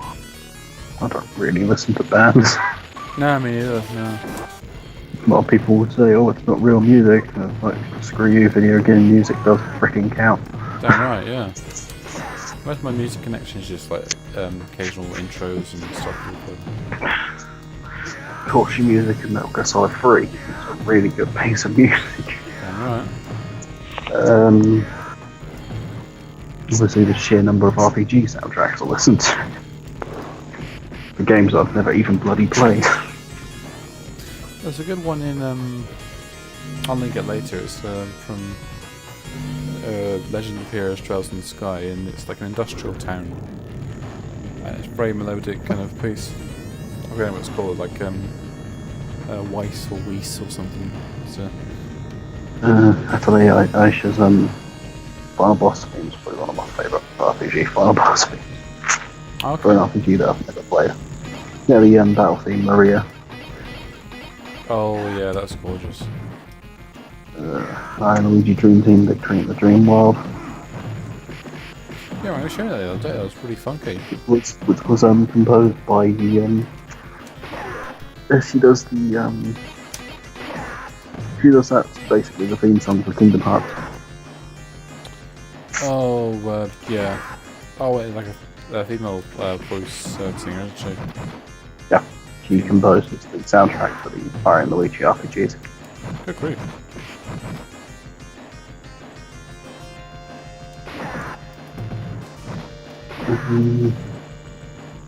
I think another one's basically a lot of Tabletop music. They're pretty good, yeah. What you showing me, yeah. Symphonia's got a few that aren't that good. But Was it one of the Tales games you showed me you can actually gamble, like blackjack and stuff? yeah, that's Symphonia. That wasn't in the GameCube version, that blackjack stuff. That was in. It was something that was going to be in the game, but was later added in the PS2 version. Oh, okay. Because the PS2 version had some extra stuff that was thrown in that was supposed to be in the GameCube version. Because you can get to that area in the GameCube version, but you just can't do anything there. Oh, wow. So, good with that then. Because aren't the GameCube and the PS2 like fairly evenly matched in terms of The GameCube version graphically is better. I see. In terms of content, because I think the PS2 is based on the Japanese version, with all extra stuff. Yeah, because I think a lot of And of course, the PS2 version is what the Steam version is based off. And everyone who complains about the frame rate clearly don't play the GameCube. yeah, that's There's a big complaint about the PS2 version is the frame rate. well, to be honest, I don't mind bad frame rate in games. It's just a case of consistency. Like if it's jarring between like 60 and 20 all the time, that's an issue. But Only that's like graphically intensive enough to cause things to lag. yeah, well there you go. I mean, It has a lower frame rate than the GameCube version. yeah, that's perfect. I can live with that. I don't get the whole fetish hoorah and Tales of the Abyss on 3DS at times had some frame rate issues that distracting. damn, so I'm getting murdered. I was going to say getting molested, but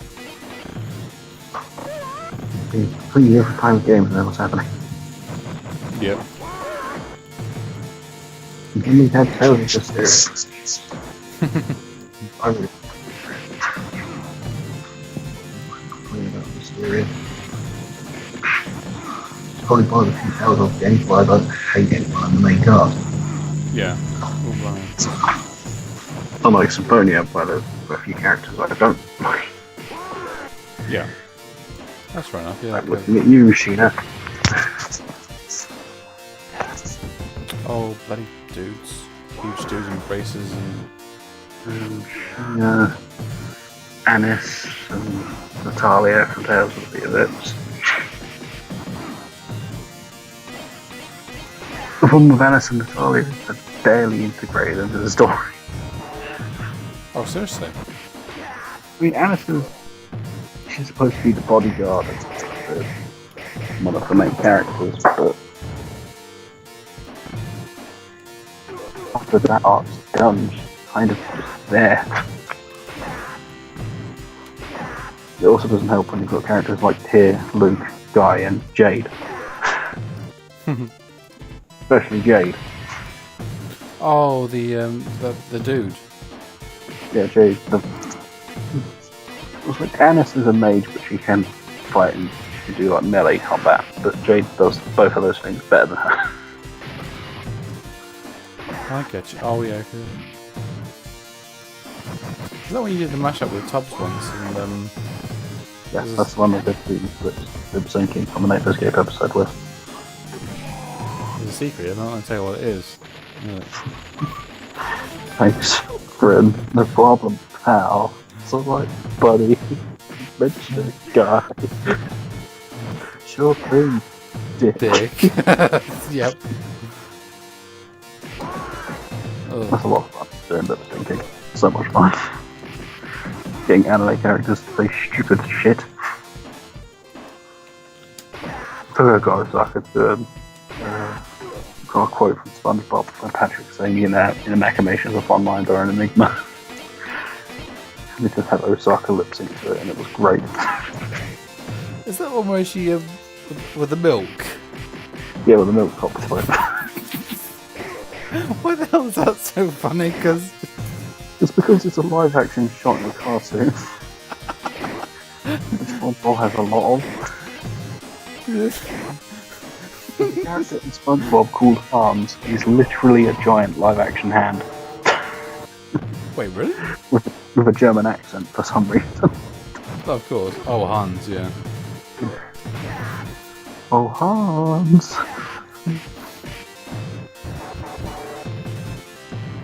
That's it. I tricked you. You threw your barrels like your comrades. You knocked me over, but you got them as well. I was stealing your jewels. That day when I found out you could roll barrels at guards in Elvis. Genius. Especially the moment when they are barrels that explode. For no good reason. Yeah. Oh, yeah, that's true. He did too many times. Snake would throw up. Didn't really get the point of the barrel until kind of there as far as I was concerned. Yeah. Then again, I never, very blasphemous, I've never used boxes in this. There's a good use for them in 5 when they're actually used. It's like proper camouflage where you can like adhere a picture of a soldier saluting, and a soldier that sees that will actually slit the box, not realize it's a soldier. It's a cardboard box even. I know that in the first game you can save on backtracking. Yeah, back in the truck, yeah. Yeah. I think you can do that in Grossengrad as well if you want to get to certain points, but I don't know why you bother because you can just walk to places in Grossengrad. I think I think most Metal Gear Solid games you can actually use a cardboard box to avoid the gaze of a security camera. Like it just will not pay attention to that. Hmm. And then That's how I make it free, there's no such thing. yeah, oh god, yeah.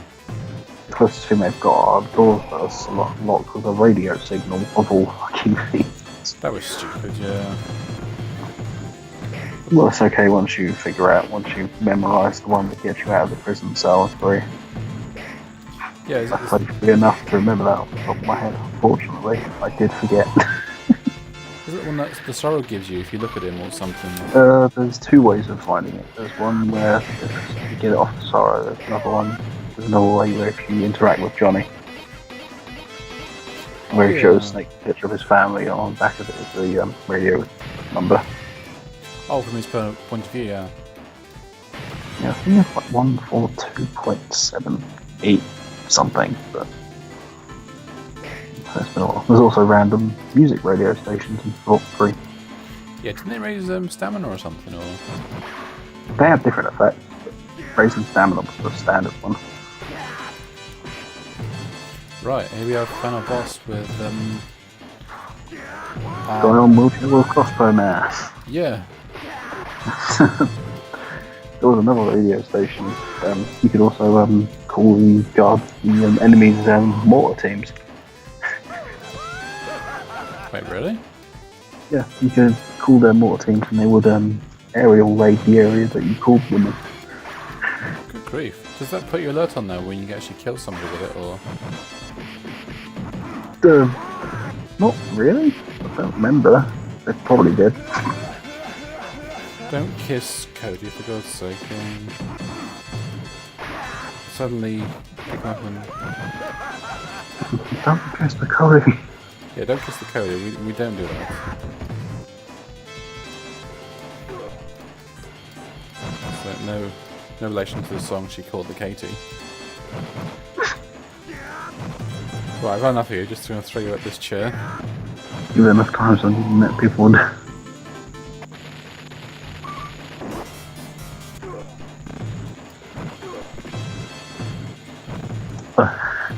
It's almost, I know for a fact that this is the case. It's so inconspicuous that that glass window is right there. You're at the final point. Oh yeah, yeah. I wonder what's going to happen. I'll take your chair out for a start. Yeah, I could Belgium. just falling out of a wheelchair. He sure is nimble. Yep.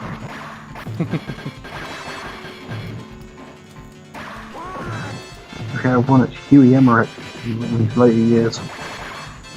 Oh god, yeah, little weasel. I read the other day that they've actually retconned Huey into being the same father that Hal had issues with in Metal Gear Solid 2, the one who took his own life. Yeah, because his wife was, Seducing Hal. seducing his son. Swear to God, that family, my goodness. And that was Final Fight. Meh, meh, meh, meh, meh, meh, meh, meh.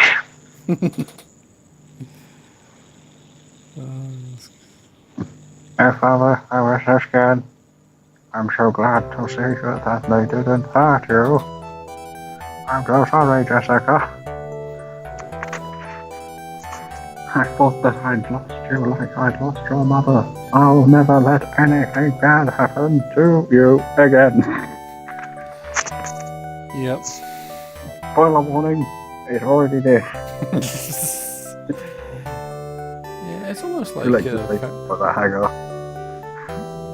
what's the thing? It's I think most of his campaign is based on like mayoralship of the town or city even is just punching crime and pile driving it.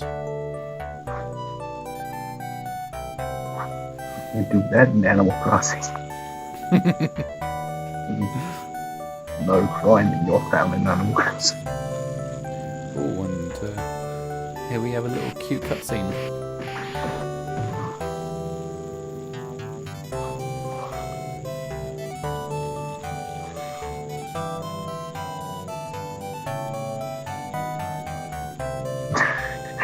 Cody's friend was solitaire. Yeah, that's our guy. Literally. Oh, that's Guy. There's another character who got put in Street Fighter. Yeah, that's it. Yeah, that's true.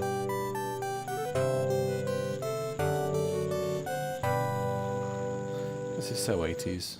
Well, technically 90s, but yeah. But I can't while evil still stalks the streets. Streets of rage.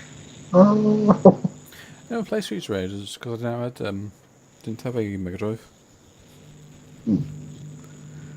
And that's tonight's show, folks. Hope you've enjoyed it. Good night. Huzzah. It's good night from me and it's good night from Josh. Indeed it is. Final fight. Why is that road being destroyed?